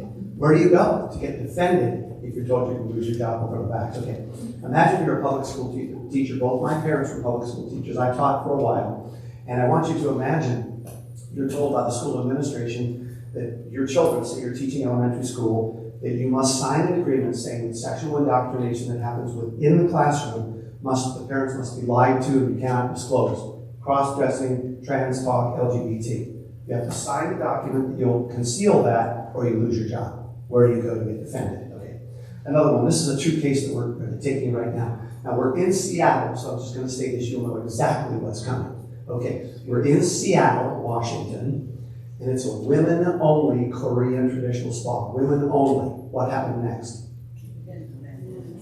Exactly right. The man came in. Who defends that? Okay. So then we were, the Olympus Spa case, you see it in the news, was sued because they were not allowing the man in. So this court, this case is now in the Ninth Circuit. We're defending that for free. It's a long case anyway. All right, last one. Imagine that you're a proud parent or grandparent, and you put something up on social media that says, we, our whole family and the kids, we go to such and such a church, we go to Open Bible Church, or we go to such and such a synagogue. Okay, so then there's a social worker somewhere who picks that up and they say, you are being, true example, you're being neglectful and abusive, so we're going to come in and evaluate your home and maybe take your kids out because you won't allow them an LGBT perspective, but rather you are insisting that you're teaching them biblically. Okay, so we defend those cases. Those are real cases. So in such cases, what do? Well, call us. And I want to give you some resources and some things that we hope will be of real value to you. Okay, so Matt Nikas, my boss, our founder, he worked for Senator Phil Gramm, served in a Christian legal help firm, and then in 1997, so 27 going on, 28 years ago, founded Pacific Justice Institute, West Coast only. Now have cases in every state, 36 offices. It's quite amazing what God's doing. 33 attorneys and thousands of affiliated attorneys who are people of real character and real expertise to help. So I want to ask you, how many of you have a fire extinguisher or a fire blanket in your home? Yeah, everybody, right? So you've invested because it's something that you might need, you hope you never will. That's the same with PJI. We want to have people who know about us, and we are so grateful when people pray for us and when they partner with us, because that's what keeps these cases going. 280 cases in active litigation. Okay, I want to tell you about some of the uniquenesses. Is we have the largest attorney network all across the country, handling cases for free. We have a proactive role in equipping churches, synagogues, businesses, homes, parents to understand their rights. We never charge anybody for our legal fees. Doesn't matter if the church turns out to be big or synagogue or whatever. We handle those cases for free within our role. 36 offices, 33 attorneys. Brad has been able to negotiate all the office space for free. What does that mean? That means overhead's very low. And I'm going to give you a specific on that. If you look at anybody who knows Equal Opportunity Employment Commissions, anybody know who they are? Okay, they defend employment discrimination, things like that against employees. They have 205 cases in active litigation. Their average cost per case is $2.2 million per case. Our cost, we have a budget of about less than $6 million total annual budget, 280 cases. Our budget is a little over $21,000 per case. So we run cases for about 1/100th of the cost on 14% overhead. That means there's real bang for the buck. Okay, I want to give you some resources as I'm wrapping up here. I'm going to say this. Come and see me at the table. I'll be glad to answer questions, put materials in your hand. A couple things that we want to encourage you to do, and one is to know about the website. The website is pji.org, for PacificJusticeInstitute.org, pji.org. You go on there and there's a media link, there's radio, there's social media, there's TV. Guys, if you just want to be encouraged, does anybody need encouragement? I mean, other than the news sometimes, even, what we consider conservative news has got so much negative. This is positive. It's judicial and legal victories across the country. Anyway, so please, you check out the media there at pji.org. Then there's a Get Help drop down. You click, it says request a legal review. So you say, here's our problem. And you define what that is, and then the attorney gets back to you and say, here's what we can do. But even for cases that we can't cover, for example, like family law or contract law, we can refer you to really expert attorneys who will do low bono, pro bono work, different things that they're part of our affiliate network. So there's great resources there. There's free resources for protecting religious liberty, parental rights, for churches, zoning issues, bylaws, church security issues. For business leaders and employees, what can you put up in your cubicle at work? For a business owner, we've had people say, can I have a manger scene in my entryway at my business? Yeah, you can. Okay, so this is to educate people about their rights. And we also do events, and I'll tell you, come and see me, I'll tell you about it. There's a parental rights webinar that we're doing. It's all totally free, coming up on September the 11th at 2 o'clock in the afternoon. Brad is going to lead it. It's going to be interactive over the web so people understand opt out, what their parental rights are, etc. It's going to be a great event. We do all kinds of educational things like that, all free. Okay. We're doing a thing called Celebration of Justice. Has anybody been to a Pacific Justice Institute Celebration of Justice? One right there. There's the water. The winner is right back there. Okay. But I'll just say this. It's a great gala. It's once a year down in Anaheim. I'm in Sacramento, so I have to travel also. But it's really a great event. We're going to have Todd Storms from Fox News. We're going to have Brad Dacus, our founder, speak. We're going to have Eric Trump. Now, just say this, not a political event. It's about celebrating our God-given liberty, celebrating and protecting it.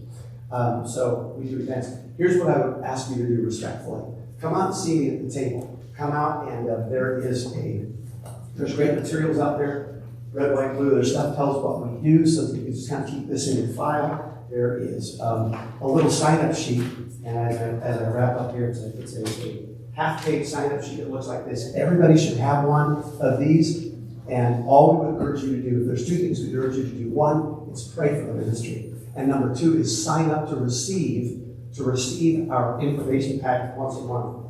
I'll say this as I wrap up. This is what the update looks like monthly. It's one page front and back. Great good news, some prayer points. It's really good. I've been doing it for 20 years. So please come and see me, and I close with this idea. Come see me, sign up on those little sign-up cards, and you'll get information. One page a month. It's great. It's encouraging. And I say this, you're here to protect your assets. You're here to protect your family. But what happens if we lose our liberty? What is my estate worth if I lose my liberty? So anyway, thank you for your consideration. We want to defend your property, your family, and your liberty too. Thank you very much. All right, so before we go to the break, we're going to do a quick look at the Access program. So how many people in here are Access members? Fantastic. So if you're not an Access member and you don't know why I just had people raise their hands, let me give you a quick overview of what the Access program is today. So right now it is a program that has estate planning benefits for clients that are in that program. Essentially what it means is anytime they do work, they currently get a $300 annual credit, which means we would take $300 off. It also means they get 2 hours of free attorney time. So in addition to their consultation they get here, they have an additional 2 hours of time that they can then reach out to us, which means if they have a quick question, if something comes up and they want a simple answer or a complex answer, they have that time and don't need to be worried about being billed for that time. I would say one of the most underutilized benefits that our Access members have is there is no extra charge for house or hospital calls. That is a benefit that when it has been used has led to absolute relief for the person and often for the family, because a lot of times if we're in the hospital or we're home ridden, there's not a great reason why. And so being able to have an attorney come on site, get things done, get questions answered, even get documents notarized, can be extremely valuable. Now, one of the big things though is our Access membership for the first time ever is changing. So likely, well, what month are we in? I'll say within the next 2 months, expect to see a completely new Access program. What is happening is the program is going from one tier that is only applicable to estate planning and is actually being broken into 3 tiers. They will not only be applicable for estate planning, there will also now be benefits applicable to our other departments. For our existing Access members, you will be grandfathered into the new first tier for no additional charge. For our non-Access members, if you decide after it is implemented to sign up, there would be a one-time fee as well as a monthly fee. If you are already an Access member, that monthly fee for that first tier is waived. So if you want to sign up for Access, I do encourage you to do so before the implementation because it cuts out the monthly fee and the cost to get involved is lower. But the other thing for Access members is the benefits are expanding not only to other departments, but even to the estate planning department. So we know costs have gone up, and so some of these amounts need to adjust as well. So for our Access members, the great news is you get to stay Access members and you get more benefits for no additional cost. If you have any questions on the Access program, we'll have an Access table, so please come and talk to us. We're happy to give you a list of the current benefits and pricing and answer any questions you may have about what comes next. But I'm sure you are ready for a at least short break. We're going to come back at 10:50. All right. As we settle in, I'm just going to talk to you again for a short period of time before handing it over to James, our other attorney in our trust administration team, and he'll cover he'll cover a much larger section involving trust administration, probate litigation, what happens after you pass or when you're dealing with a loved one's passing, what happens to your estate, and we'll go into a longer segment. But I have you for just probably a couple more minutes. I'm going to talk about some alternative and advanced planning options that we offer at Cope & Barger. This material does not apply to everyone, but I need to highlight it for those who it does apply to so that you know that you can come to us as a resource. We are here to help you. So first, I'm just going to talk about a business perspective and sometimes a really high level, just the benefits of creating your own business structure, or in some ways that we don't think about starting a business that seem a little bit less intuitive that may benefit us, or perhaps you have a loved one or a family member, children who are a little bit older who are now looking at this. I mentioned it could be maybe you're doing consulting work, maybe you're doing it on the side. Maybe you have a rental property. Those are all different types of businesses that we don't think about as frequently. These small businesses that can actually really benefit from a business structure and actually establishing one and registering a formalized business. So one of the simplest forms of businesses that you can register as an LLC. The reason it's not as simple as being a sole proprietorship, but the reason why we highlight an LLC is because they have a low barrier to entry, less requirements, less ongoing filing requirements, less statutory requirements for keeping minutes, for example, but they offer personal liability protection. So when you're looking at consulting work, or when you're looking at the operations of your rental property, and all of the potential liability around all of those different endeavors, having an LLC as a liability shield can be very beneficial. So LLCs offer personal liability protection just as any corporation does. Essentially, you create an LLC, you set it up. This creates a shield around those business operations, protecting your personal assets and keeping your personal assets separate from the assets of a business. So let's say, for example, you're starting this business because you have a second property and you want to rent it out. You fund into that business, you create the vessel of an LLC, you fund into that business whatever assets, the property, an initial capital, you fund it into the business, and those assets become locked and separate.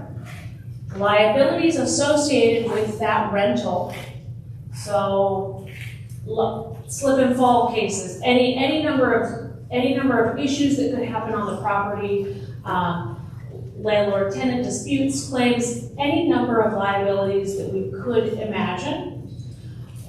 Only those assets that are held within the LLC are open for liability. You're then creating a barrier between your nest egg, your personal assets. That's what an LLC can offer. And the same applies if you're looking at a different type of business, consulting work, or any number of other types of businesses. Setting up an actual business entity that can offer you a personal liability protection can help shield parts of your legacy from that business operation. So depending on your situation, this could be something that you really want to consider. Please come have a discussion with me about it. For your specific situation. Next, we're going to move on.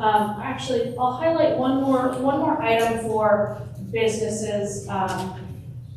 Please keep in mind that we at Cope & Barger do offer in our business and tax department A lot of services that don't get highlighted at these because, again, they're more niche. But if you are looking at businesses or if you know someone who needs help in some of these other categories, brand protection, intellectual property protection, consult with employment law, HR policies, making sure you're adhering to that, maintaining your business, just general business compliance. Those are all things that actually you can have Cope and Barger handle in-house in our department.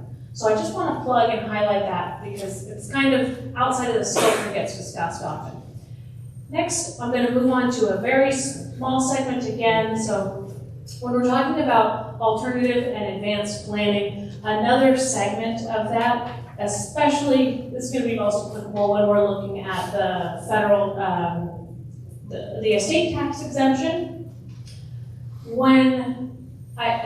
This will not apply to everyone, but when you're looking at, if you have a larger estate, or if you have a decent estate that's decent enough that you're looking at charitable, you're looking to have a charitable intent and set up a vehicle that can facilitate that goal. If you can go to the next slide, David. There's a number, actually, one more slide over, please. Thank you. There's a number of different vehicles that we can use. There's a lot of different ways that we can try and eliminate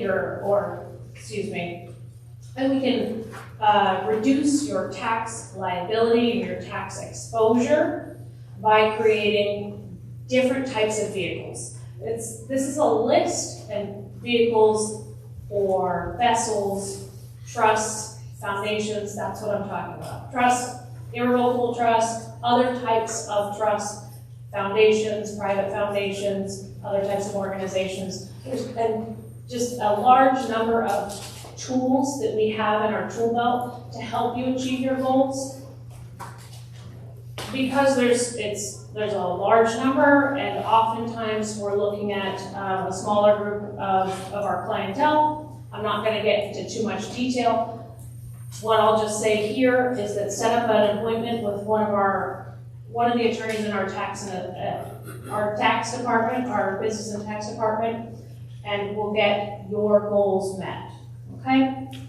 At this point, though, actually one last thing. So if this does apply to you or someone you know, we've been seeing these QR codes in a lot of the corners. This QR code will go into much more detail on some of these vehicles. Okay. I'm going to pass it over though at this point to James. If you have any questions on it, I know I went really quickly, really high level, but I don't want to keep you when you don't need to be here. I'll pass it over. Please meet me afterwards and we can discuss it further. I'll pass it over to James now. Thank you, Catherine. Hey, one thing Catherine mentioned that maybe you guys haven't thought about is when it comes to some of that alternative planning, where it's planning with charitable trusts, if you've had an asset that you've owned a long time and it's appreciated a lot, that's where those things can come in handy from having to pay a capital gains tax, because you're essentially transferring something into or making a charitable gift into a trust that benefits you by income and principal over your lifetime. But because it's a charitable trust, it avoids having to pay capital gains tax when that asset sells. So if you have anything like that is a very highly appreciated asset and you're looking to liquidate it, that's one of the vehicles that you could use in order to avoid it. Now, there has to be charitable intent, and your kids don't qualify as charities. Although, if you don't need the tax deduction on that, you can actually include yourself and your kids as the beneficiaries on those charitable trusts. It's just the tax deduction you receive by giving it into this charitable entity is reduced because your kids are on there as beneficiaries. But they do not qualify as a charity unless they get themselves qualified. Just because you give them money doesn't mean they're a charity. Administration. So from this point, with that said, administration is all about a process that takes place in your estate when it's needed, because you become incapacitated or you pass away. Who here is going to avoid death? Nobody. Okay. Well, this doesn't apply to you then. You can leave, right? But everything here, everything we're talking about from this point on, has to do with you've created a trust, or somebody else you know has created a trust, and now that trust matures, right? Why? Well, because I'm either incapacitated or dead. And so from that standpoint, administration is really just a process. Go over 2 slides. So this ends up being your family, right? Well, during any kind of administration. In other words, you pass away, and then they become fighting over stuff, right? And it's not, think about it. If you have 3 kids and there's a bank account with $90,000 that's supposed to go to the 3 kids, is there any fighting over that? No, everybody gets 3, right? I mean, that's easy. But what happens with your treasures? And you can say, no, they think they're junk, they're just going to throw them away. Yeah, but not all the time, right? Not all the time. And so one of the things the trust allows you to do is, let's say you have 3 daughters and 1 wedding ring, and which one do I give it to? Well, if they're going to fight over that inside your trust, you should have a provision in it that says that you have the authority to create a letter of instruction to the trustee to say, hey, my personal effects, here's some personal effects of mine. I want this particular one to go to that particular child or person, right? If your trust says everything goes to 3 people, but you have a friend you have a hobby, and you have a friend you've always, did that hobby with, well, the kids may throw that stuff away, but you can always say, these hobby items go to that friend. So that's one of the things you should take advantage of in your estate plan if we're the ones who prepare it. So again, it's a process. Everything in law is really just a process. It's getting me from one spot to another, right? And the process of administration is getting me from a point of either incapacity or death to the point where if I'm the trustee, I'm taking care of or control. I've got control of all of those things, and then ultimately doing whatever the trust says to do. Because that's my job as a trustee, is to do whatever the trust says to do, not what I want to do. And if I'm going to do things that I want to do, then that's what gets me into trouble. And so from that perspective, there are always things. I say there's 4 disciplines in administration, and one is, what does the law require? There are legal requirements that every trustee has to comply with as a part of their job. And then there are tax issues that need to be considered. There's assets for distribution, and those are 3 of the 4 disciplines. And the 4th, how can there be 5th and 4th? But anyway, the 4th discipline is basically, I think, intuitive, right? My dad passed away in January. He lived in the Central Coast, and I lived in Southern California. How do I get his mail? Right? And so from a standpoint of intuitive, it's like, I got to go to the post office and I got to forward his mail. So there are things, he had subscriptions and memberships. Well, I got to cancel those. There was insurance policies, right, on the house, on the cars and stuff like that. Well, okay, I got to. Those things are kind of intuitive, and I think those are the trustee intuitive ones, and we're not going to talk about those because, again, I think those are just intuitive. And so, from a legal perspective, there are things to do. And if you've been here over the last couple of years, I do these in sections, and this year's section is over the transfer, how the assets transfer. So I'm going to briefly go over the other one. So in the legal part, there's things like updating land records, right? If there's real estate, what I mean by that is I have my name on the deed as trustee of my trust, and you're my trustee when I pass away. So when I die, can you sell the property? No, not yet. Your name's not on it, right? They're going to want James to sign the deed. So you have to go through the process of updating the land records. The county wants to know whether they can reassess the property, right? And so that there's a notifications that have to go out. There's also notifications to beneficiaries. If you're the beneficiary of my dad's trust, again, he died in January. Shouldn't you know by now whether you're a beneficiary? But let's say there was no law that required me as trustee to notify you, and I just decided not to, right? Because I'm an honest guy. We'll stop chopping a little there. She must know me. So from that perspective, right, there were requirements where I got to notify the beneficiaries. If you were my dad's child and he took you out of the trust, out of his estate, right, he disinherited you, well, you would get a notice as well. Why? Well, because you have a right to know that you were disinherited, and did he disinherit you because I held a gun to his head saying, change the trust and take that person out, otherwise I'm going to kill you. Or I'm going to put you out on the streets, right, Dad? You're living with me, and if you don't change the trust to make me the beneficiary, the only beneficiary, you're going to be living on the streets. Right? So I'm not trying to give you any ideas.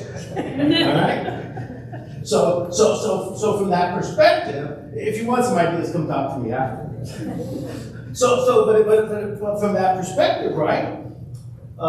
You would need to be notified to say, hey, he passed away, Morris passed away. There's a trust. You're a beneficiary of the trust, and by the way, here's a copy of the trust. Take a look at it. So there's notifications. So there are things like that need to be done. His will. Has to be lodged with the court. Why? Sometime around 1850, California probably passed a law that says if anybody dying in the state of California anybody in possession of the original will has to lodge it with the court. Why? To make sure it's protected. Right? Because think about it. If my dad didn't have a trust and he had a will and he says all of you are the beneficiaries and none of you are his kids, and let's assume I'm an only child, and I find the will. Well, if I tear up the will, right, and burn it, then nobody will know that they're beneficiaries, and I inherit everything because I'm the only heir. That's why it needs to be lodged. That's the purpose behind it, at least the main purpose. I've got to get a tax ID number for the estate or trust, right? What happens to my social security number when I die? It goes away, right? It's no longer valid. And so now, if there's an estate or trust that have assets, that own assets, it has to become its own separate taxpayer. And so a taxpayer needs a tax ID number, so we've got to get a tax ID number for the trust. And then there's a whole slew of laws that govern the conduct of the trustee. And basically, the laws are set up to where the trustee has to do what's in the best interest of the beneficiaries, right? So think about it this way. Let's say again, you're all beneficiaries of my dad's trust, and he had 100 shares of Berkshire Hathaway stock. And then I just say to myself, hey, I'm the trustee, guess what? I'm going to buy those shares from the trust, but I'm going to only pay $50 a share. That would be fair, right? No? You don't think so? No, but so the rules say that I have to do what's in your best interest, not mine, right? I can't do anything that's a conflict of interest. And there's a whole slew of rules there, and you know the ones I like and the ones I don't like. You have a duty to deal impartially, right? No favoritism. Sometimes there are some people, none of you did it in your trust, I'm sure, but some people will say that hey, when I pass away, I want my house, I have 5 kids, and I want my house to go equally to the 5 kids, and then on the side you tell me as a trustee, yeah, but if Bobby is living with me still, let him stay in the house as long as he wants. Can I do that? If I'm the trustee, can I do that? You tell me to do something and I have to do it? No, the law says I have to do what the trust says to do. That's number one. And so then if I do that, if I do what you tell me to do, then I'm dealing impartially. I'm favoring one beneficiary over the others. And the law doesn't allow me to do that. Which means what? Well, which means if you do want Bobby to stay in that house for as long as he lives, your trust better say so. Because if it doesn't, Bobby's getting thrown out. Trust me, I'm the trustee. He's going to get thrown out. Why? Because as a trustee, those other beneficiaries are going to sue me if I don't throw them out. That's why. And I have a duty to do what the trust says to do. So if you said something, you better put it in writing. What conflict of interest, defend actions, delegate, co-trustees, blah, blah, blah. Co-trustees, yeah. Don't do it. Please don't do it. You know, and co-trustees are just a pain. And I've said it before, it's like having multiple bosses. If you have multiple bosses, which one do you follow? Okay, not only that, but let's say, anybody in here baseball fans? Okay, a couple, okay. And so you're probably Giant fans, right? Yeah, sorry. So they did a good job at the beginning of the season. But it's okay, I'm a Dodger fan and they're starting to tail, right? They're starting to go down. But suffice to say, we're gonna go to the park, right? We're gonna go drive to San Francisco. All of us are, right? And how many different ways can it take us to get to San Francisco? Right, to that ballpark. We can all probably go on a different route, but we all have the same destination. The goal is the same, to get to that ballpark. Just like if I have multiple trustees and we're charged with taking care of mom or dad, or mom and dad, our goal is the same, to take care of them. But are we going to do it all the same? No, we're not. Because we're built differently, right? And even if I was a co-trustee with one of my siblings, my mother used to say of me, James, I don't mind you making financial decisions for us. I don't want you making my medical decisions. Why was that? What do you think? Yeah, that's basically, I mean, and I hate to say this, but when my dad passed away, the doctor calls me up and he says, well, here's the condition, what do you want to do? And I didn't answer him. I said, well, this is what my dad said he wanted, right? And the doctor just kind of goes, okay, right? So just let him go. Just let him go. My mother was afraid that over money, right, that I would choose the least expensive of the two options, right? And so, but I mean, that's real. And whether that's actual or not, but that was real in her mind, all right? And so all your trustees, multiple trustees, are going to react differently. And which does what? It expedites the process, right? Because they'll have a whole different little way of doing something. It expedites the process. That's sarcasm. It doesn't, it slows it down. Right? It slows it down. Think of it this way. If you're, and again, most of you, when you're picking co-trustees, you're thinking, oh, when I die. I never think about when you die. I think about you're still alive, but unable to make decisions for you.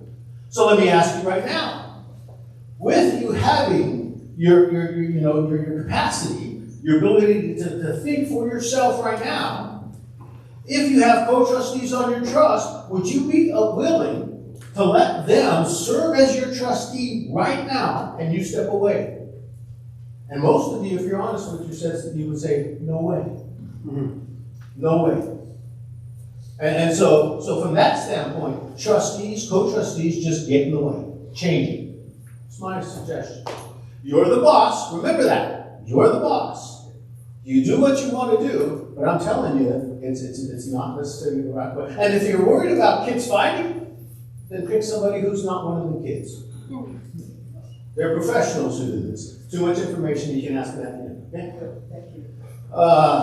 Diversify, report. If I'm the trustee and making distributions, right? And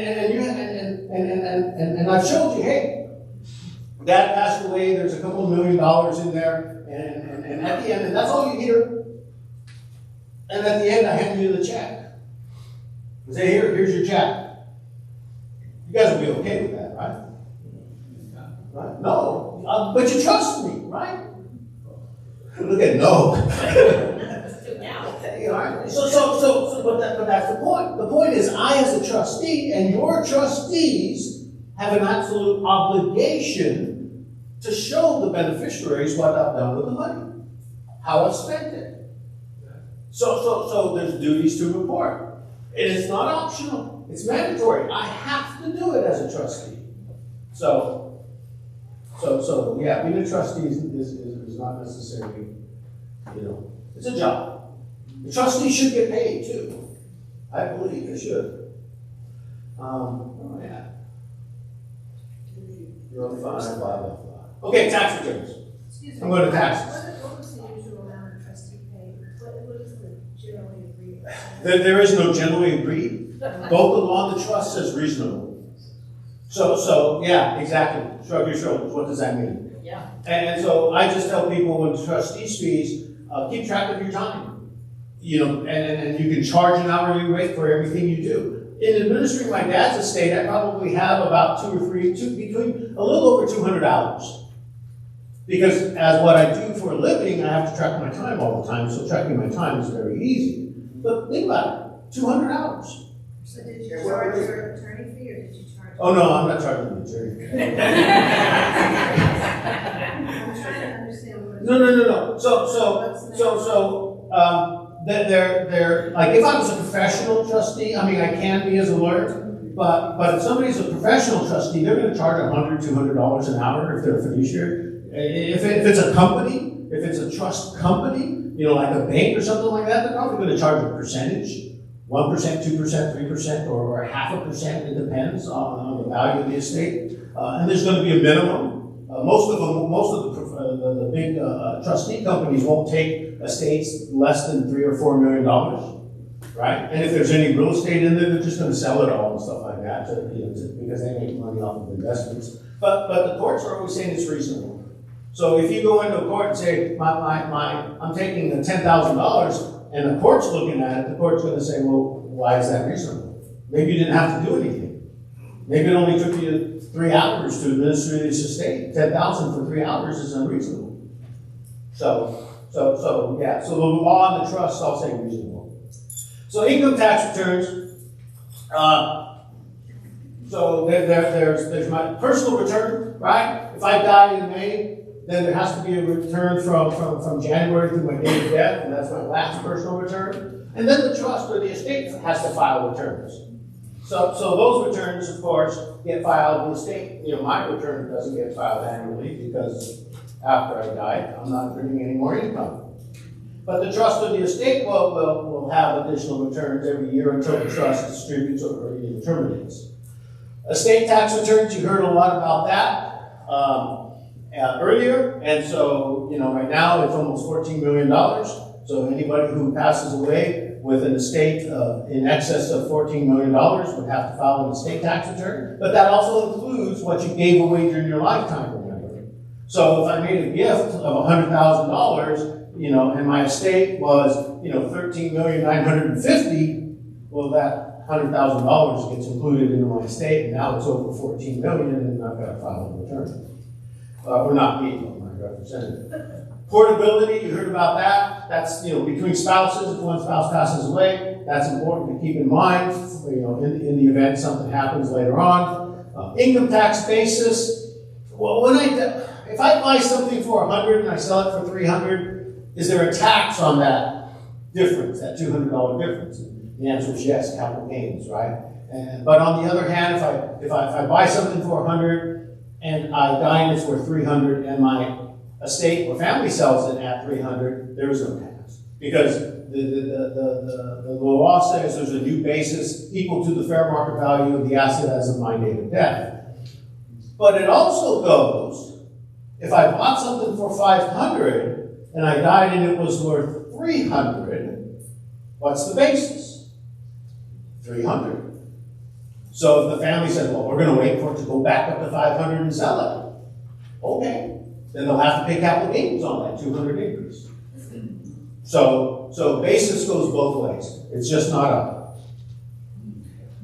Property tax, just expect if you leave real estate to your family, it's going to get reassessed and there'll be increased property taxes. There's one narrow exception, that if it was my primary residence and it's going to one of my kids and that one child uses it as a primary residence, they will be able to keep my tax base in that, property tax base in that, so long as they're living in it, using it as a primary residence. If they move out and convert it to a rental, it gets reassessed at fair market value. So that's taxes. Now ownership.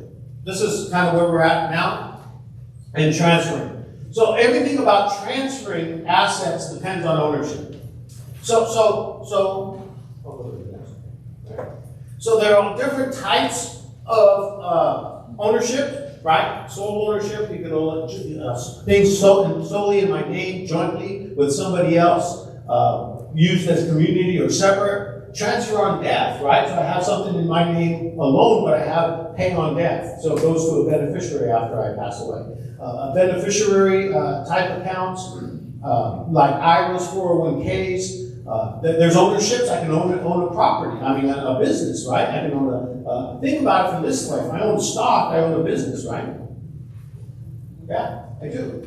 If I own stock, I own a business. And so anything that I own that's a business, if I have a private business, an LLC or an S Corp or something like that, I got to make sure those things, right? So those are all ownership issues. Then it's what kind of accounts are there and how are they owned? Next slide. So we've got financial accounts, retirement accounts, real estate, there's life insurance policies, business interests, personal property, and digital assets. Those are the assets that are listed. So all of those, in my opinion, if you have the proper trust, should be either owned by the trust or directed towards the trust in some capacity. Because I've created a trust, I've created an estate plan that says that upon my incapacity or upon my death, somebody else is going to come in and take control and manage it for the benefit of those beneficiaries, whatever that means.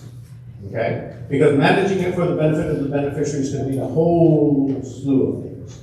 But let's say I'm living, right? So I want everything inside the trust so they don't have to possibly go and get a conservatorship over it. So I have this, we just finished up with this one file where mom and dad created a trust.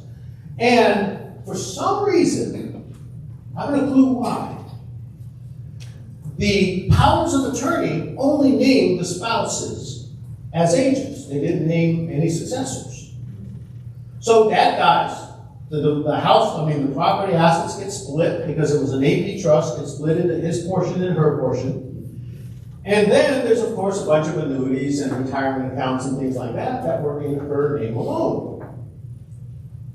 Well, normally I would say, well, use the power of attorney.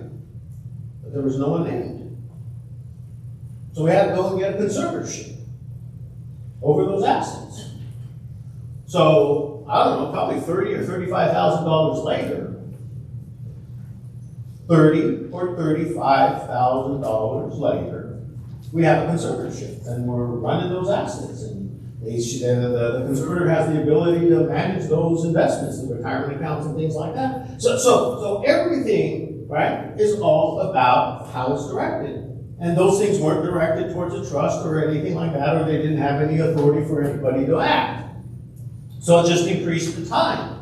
And when you increase the time, it increased legal fees.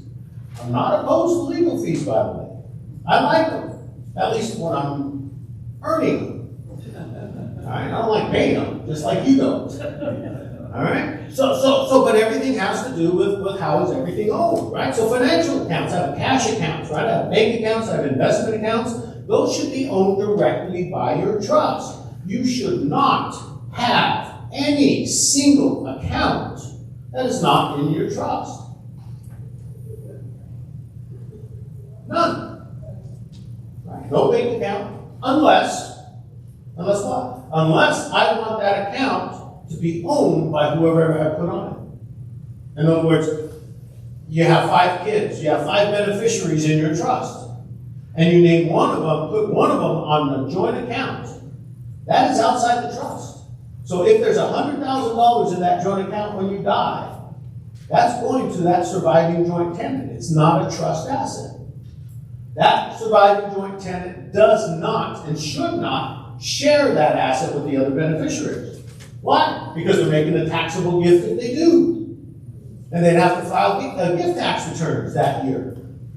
Right? So there should be no bank account, no investment account, no taxable investment account that is outside the trust. I don't care what your hairdresser or your barber says, or the donut shop. The people at the, I walk into the donut shop, there are people around the table, right? And they're discussing all of these legal issues. I get called in on those once in a while.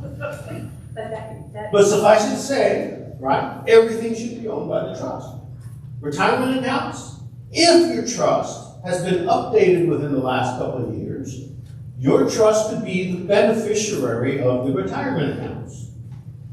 Right? And so it's easy. Primary beneficiary, my trust. Well, what if I have a spouse? I don't care. Here's trust. Unless your spouse is not the beneficiary of your trust. Now you're questioning that. I saw that. I thought we were supposed to put, said Iris was supposed to go to the beneficiary. I said if you have a trust that's been updated in the last couple of years. Well, think about it. What happens if one of those beneficiaries becomes incapacitated? Or if they die? Or they do something that you wrote about in your trust, but you forgot to update your beneficiary designation. If you have a plan, if you have a trust or an estate plan, that is what you want.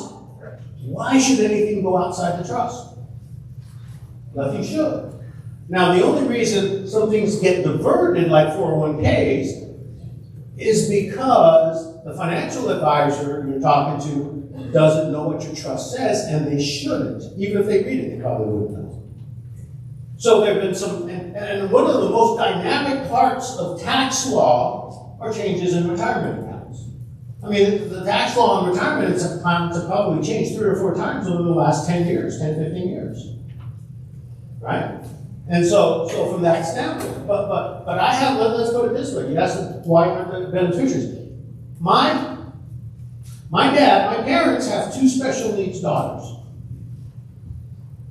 My dad, under my instruction, changed his retirement accounts as IRAs to the trust as the beneficiary.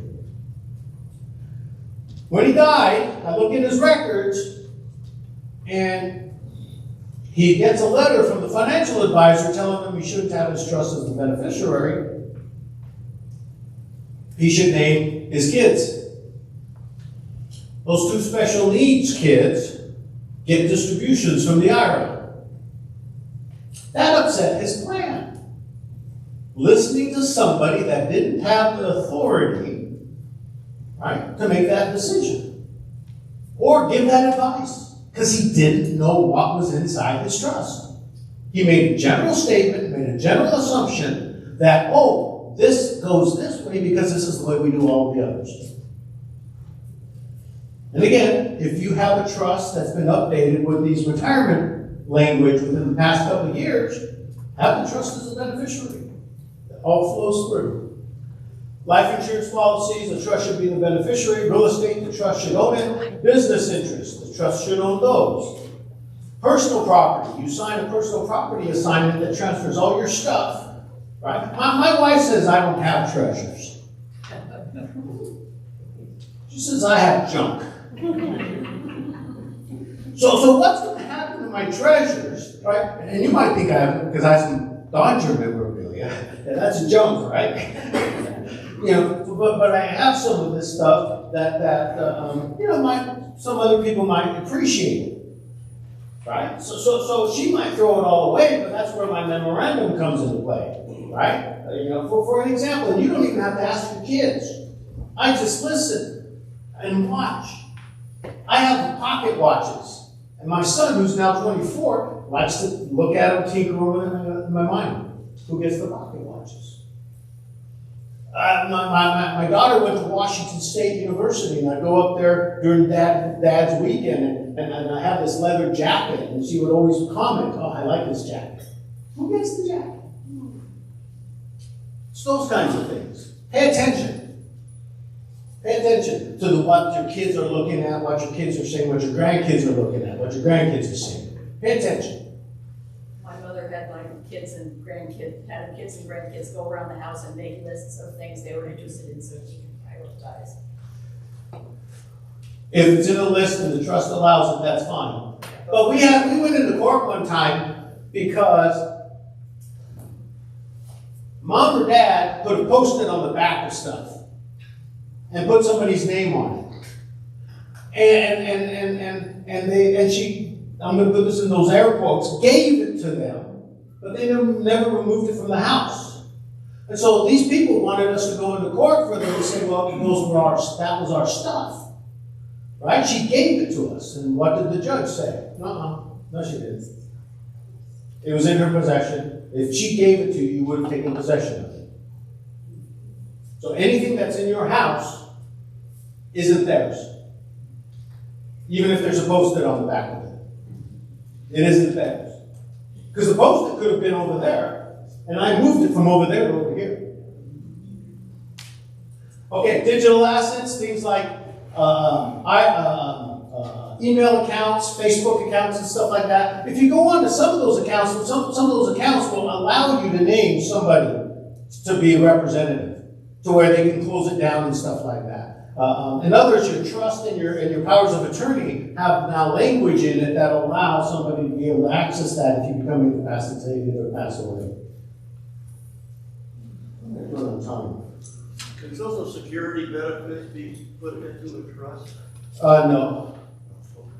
I mean, let's put it this way. If you're receiving Social Security, is this your wife, Nancy? Yes. Okay. So if you passed away and she's concerned about her Social Security benefits, I would say that she not notify anybody that you passed away, and that when you die, she will put you in the freezer, and that you'll continue to get your benefits. But once they get notified, no, don't do that. But there's a book or a movie in there somewhere, right? So, but no, Social Security benefits, that's something in and of itself. And of course, once you notify the mortuary has an obligation to notify Social Security. And then the Social Security, because the check gets returned, then your bank knows that you died too. But that's it, right? Defending legacies, look at that. He's telling me defending legacies is next. So what is defending legacies all about? Well, none of you probably did it. I'm probably the only one in the room that did it. But you probably heard the stories about families where kids, they fought, right? My siblings and I have 5 siblings, we fought like wild animals. Banshees, I think they're called, right? And so, just all the time. Well, that's what defending legacies is all about. So it's all about what happens when the gloves come off, right? What happens when, somebody's living in the house and they shouldn't be living there. The trustees allow them to. What happens if the trustee's not doing their job? That's defending the legacies. The legacy is all what you said for them to do, and somebody's failing to do it, or somebody is trying to change what you said needs to be done. All right? Now that's you in your right mind, what you said. Right? And so if somebody's taking advantage of you, holding that gun to your head, well, we've got to be able to prove they did it. But defending legacies is all about that. And so sometimes, that's all about the whole civil rivalry issue is that they fought and they can fight again, right?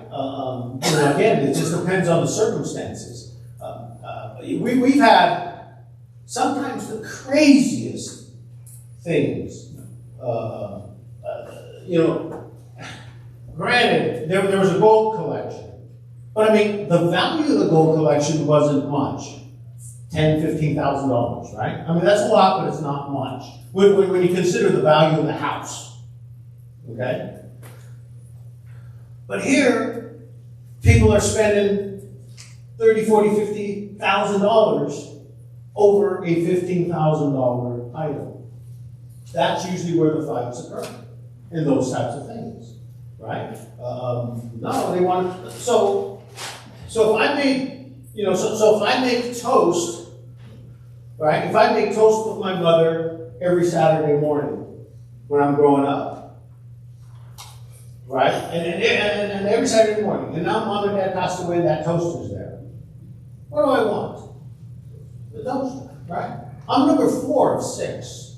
And so we're going to pick in order of age. And my brother is older than I am. What's he going to pick? Yeah. No, he doesn't want it. He just doesn't want me to have it. Right? But it's silly things like that that happens in families. Right? I mean, it's just crazy. And if we got in a fight, who broke up the fight? Mom and dad. When mom and dad are not there, who breaks up the fight? The judge. Right? The judge. The judge breaks up the fight. And so that's kind of what it's all about. And these things can happen in various different ways. You could have a poorly drafted trust, right? The trust or will can be poorly drafted. And what I mean by that, it could be vague.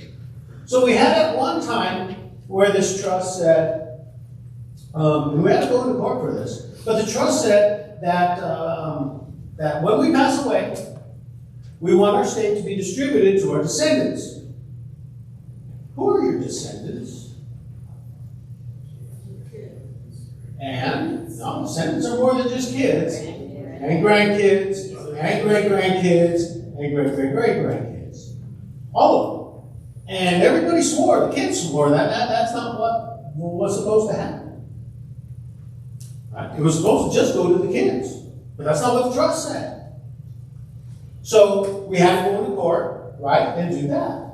Sometimes it's a matter of somebody crossed something out in the trust. All right? They crossed out a name as a trustee.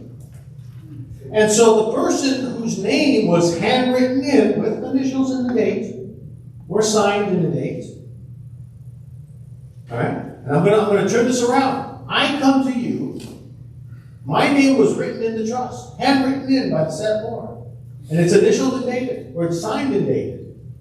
And you're the banker. And I walk up to you and I say, here's the trust, it names me as the trustee. Do you like that trust? Well, how do you know who signed it? Right? So what are you going to ask me to do? Go into court, get a judge's order. You get a judge's order to say you're a trustee. Yeah, you can be the trustee. So we have to go to court. So sometimes it's not your mistake. It's those people you know, their mistakes by writing something in. Now, is it legal for you to write it in? Yes. But do you, as the bank, trust it? No. So if you ever have an inkling, right? An itch to write something in your trust, go ahead and write it in. There's a story behind this too. So I have this client. It seems like 2 weeks before she goes on a trip, and she would go to Europe quite often. And it took a couple of weeks before the trip, she would go out, I'm changing my trust. Okay, put something in writing, give me something in writing, or scratch it out in your trust, do this. When you get back, we're going to change that trust. So, in a pinch, yeah, you can do something. Right? But think about it too from a standpoint, if she's got this handwritten thing that says something, and I don't have a copy of it, it can get destroyed. Right? I don't have an original, it can get destroyed. It may not have been notarized, it might have just been signed by her. I don't know. Right? So sometimes it's a matter of how these documents look. They can be incomplete. So, 3 kids, 3 beneficiaries. And I've seen 33%, 33%. What do we do with the extra 1%? 33.33, 33.33. What do we do with that extra whatever? Right? So sometimes you're just amazed. Out-of-date documents, that's where I'm talking about things like with language and what they retirement accounts. Right? There's no guarantee that your kids are going to outlive you, or your beneficiaries are going to outlive you. Right? They could pass away in the same incident as you. Right? So why do I want anything going any other way than the way the plan I've made? Because in my plan, I've made contingencies. If I name a beneficiary on a life insurance policy, I have not made any contingencies. But my trust has contingencies. If that one's not around, it's going to go to this other. If that one's not around, it's going this way. I have contingencies in my plan.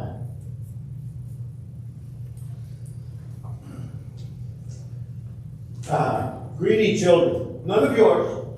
None of yours. Right? But there are some people out there. Actually, the funny thing, one of my sisters, my mom passes away in 2003. Shortly after she passes away, I get a call from my youngest sister going, when's the trust going to distribute? I said, after Dad dies. And so, so it happens, right? But a lot of times as it relates to the greed could just be pure greed, but there can also be issues, with emotional, I'm not a very emotionally tied person like that. The story of just dealing with my dad and at the end of his life and just saying, well, here's what he wanted, here's what he said, and the doctor going, okay. Right? It almost appeared as though if they tried hard enough, they might have been able to get him to recover. But that's not what he wanted. Right? And it's like, well, he's got to do what he wants. So I'm not that emotional, so a lot of the times I don't understand that aspect of somebody passing away, because for me, passing away gets me into a better life. Right? I'm jealous of the kids who pass away at a very young age and don't have to live through this. So I'm jealous of them. But grief and injustice, I understand that. Some people don't think things are fair or equal. There's a difference between fair and equal? They're not the same. And they're very rarely ever the same. So if I have two special needs sisters, and if my parents decided they were going to give them more, would that be equal? Could it be fair? Yeah. It absolutely could be fair. So fair and equal isn't always the same. If I have a successful child and an unsuccessful child, and I want to provide housing for the unsuccessful child, and there's a little bit more than just a house. Is that equal? Could it be fair? I'm not saying it's fair. Could it be? Right? And in whose sight is fairness? It's not the child. It's never going to be the child. It's going to be the set Lord, the one who's creating the plan. It's what's fair in their eyes. Right? And it's kind of like the trustee thing. Right? Some people can't pick a trustee. Like, I just want one child to do it. Because, what are the others going to think? They're going to get their feelings hurt. Well, think about it when you're now incapacitated and deceased, and you've left the one, dutiful, right, reasonable, child, leaving them with this lump, right? That all they're going to be is a burden. Now, who are you making mad? Right? Now, who are you grieving? You're grieving the one who is going to do all the work because you're weighing them down. You're giving them an anchor. So, get over it. Life's not fair. Beneficiaries, give it to me now, right? Show me the money. What was that movie? Long time ago. Some of you probably aren't old enough. They can be impatient, unthankful, always want more. Never grateful for what you've given and what you've done. So you know which one they are. Anything. We represent trustees. The trustees can in representing beneficiaries, the trustees have to keep everybody informed. If I'm the trustee and you're the beneficiaries and I haven't contacted you for 6 months after the death of my dad, you're probably okay with that, right? Yeah, I'll be all right. Right? I don't have to tell you anything. Because you trust me. You said you're honest. Yeah, I am. I say it. So the thing is, he's got to keep everybody informed, got to keep the beneficiaries informed. So, and sometimes the trustee's just not competent, right? You might have somebody who is good at making, medical decisions for you, but they can't balance their own checkbook. So, get me afterwards. Trustee, not executive, distributing, sometimes they steal money. Nobody ever, well, I can't say nobody ever. So a lot of times people, it's like right now, there's there's 7 figures in the trust checking account right now, waiting for distribution. Now, what usually happens is that I, as a trustee, go, well, you know what? I've come onto a hard time. I want to borrow this money, and I'll put it back. But it doesn't get put back. What are you running me along for? You said 2 o'clock.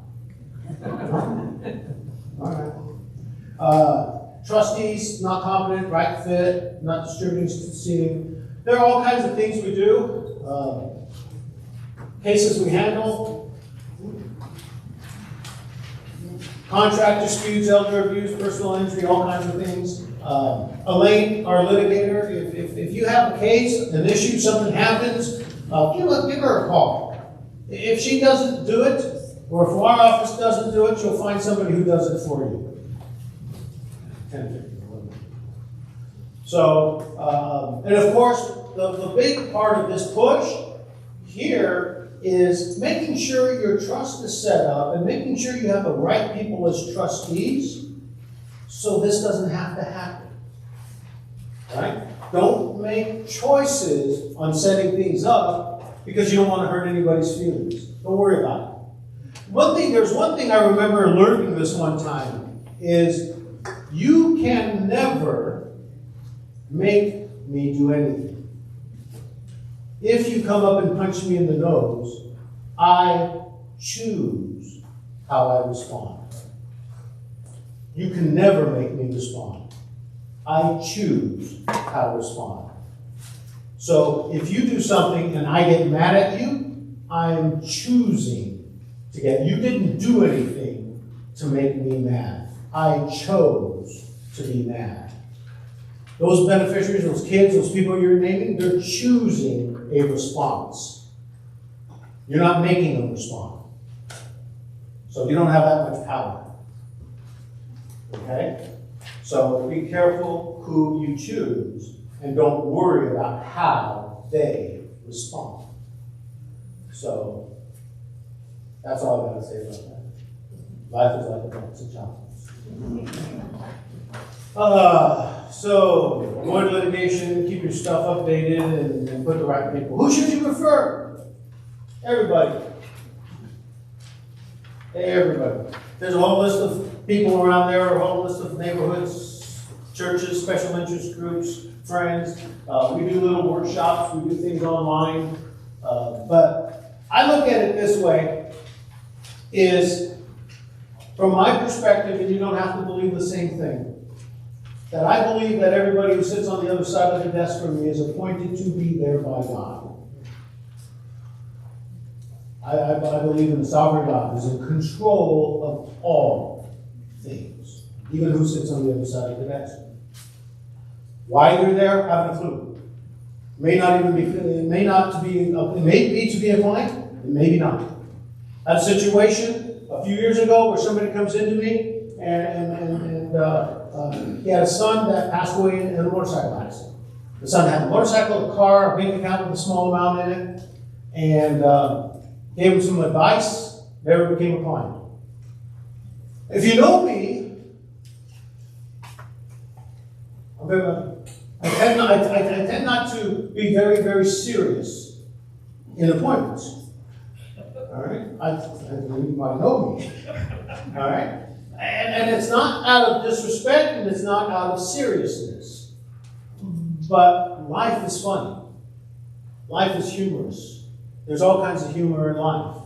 Now, there may not necessarily be any humor in the loss of that gentleman's son, right? But there were other things we talked about where we laughed, we cried, right?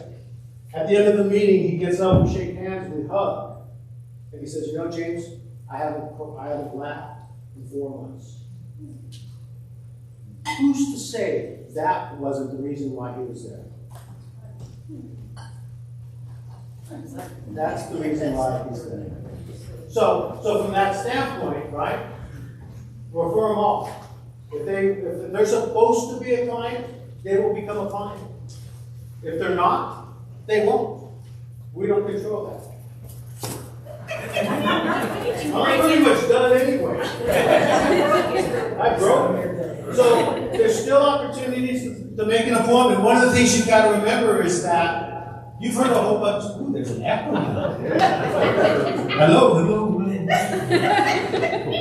So there's several things you've heard there today.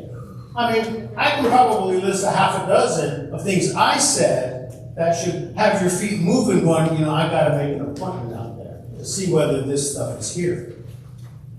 Because, again, like beneficiary designated accounts, retirement accounts, you have no control over the condition of your beneficiaries at any point in time.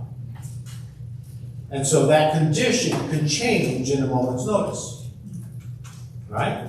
And so we spend a lot of time trying to get assets protected for people after they've died because they didn't have it flowing through their trust. And I don't mind taking the money. Remember that. I don't mind taking the money. But is that the best use of it? If there was an alternative and you didn't take you didn't have or take the opportunity to utilize that choice, well, that's not on us. That's not on anybody else. That's on you. So you've heard a bunch of stuff today. I would gather there's at least 2 or 3 things in there that affect you.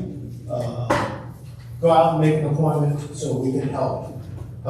There are different ways to do it. Go out there. You can go online. I'd like to bring you a consultation. I don't care. White Oak Barber. And then there's all kinds of social media stuff. Oh, and QR codes. QR codes. So remember all of that. Anything else I need to say, Mr. David?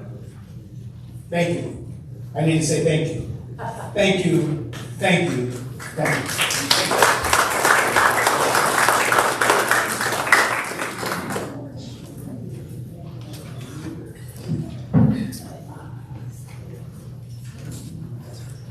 Oh, green sheets. Green sheets. James 10. That's all you have to remember. James 10. No, they're just me. Oh, Pacific Justice, those white cards, fill them out and put them in the back if you want their updates. Thank you. Yeah, but please do fill out the green sheets. It tells us whether we did well, and it also gives us an idea. You can play the music. That's fine. Because that tells me that this is like the Academy Awards. It tells me I got to wrap up. All right? And so the green sheets help us. If there's something we didn't cover that you would like covered in the future, put that down there and we'll consider it.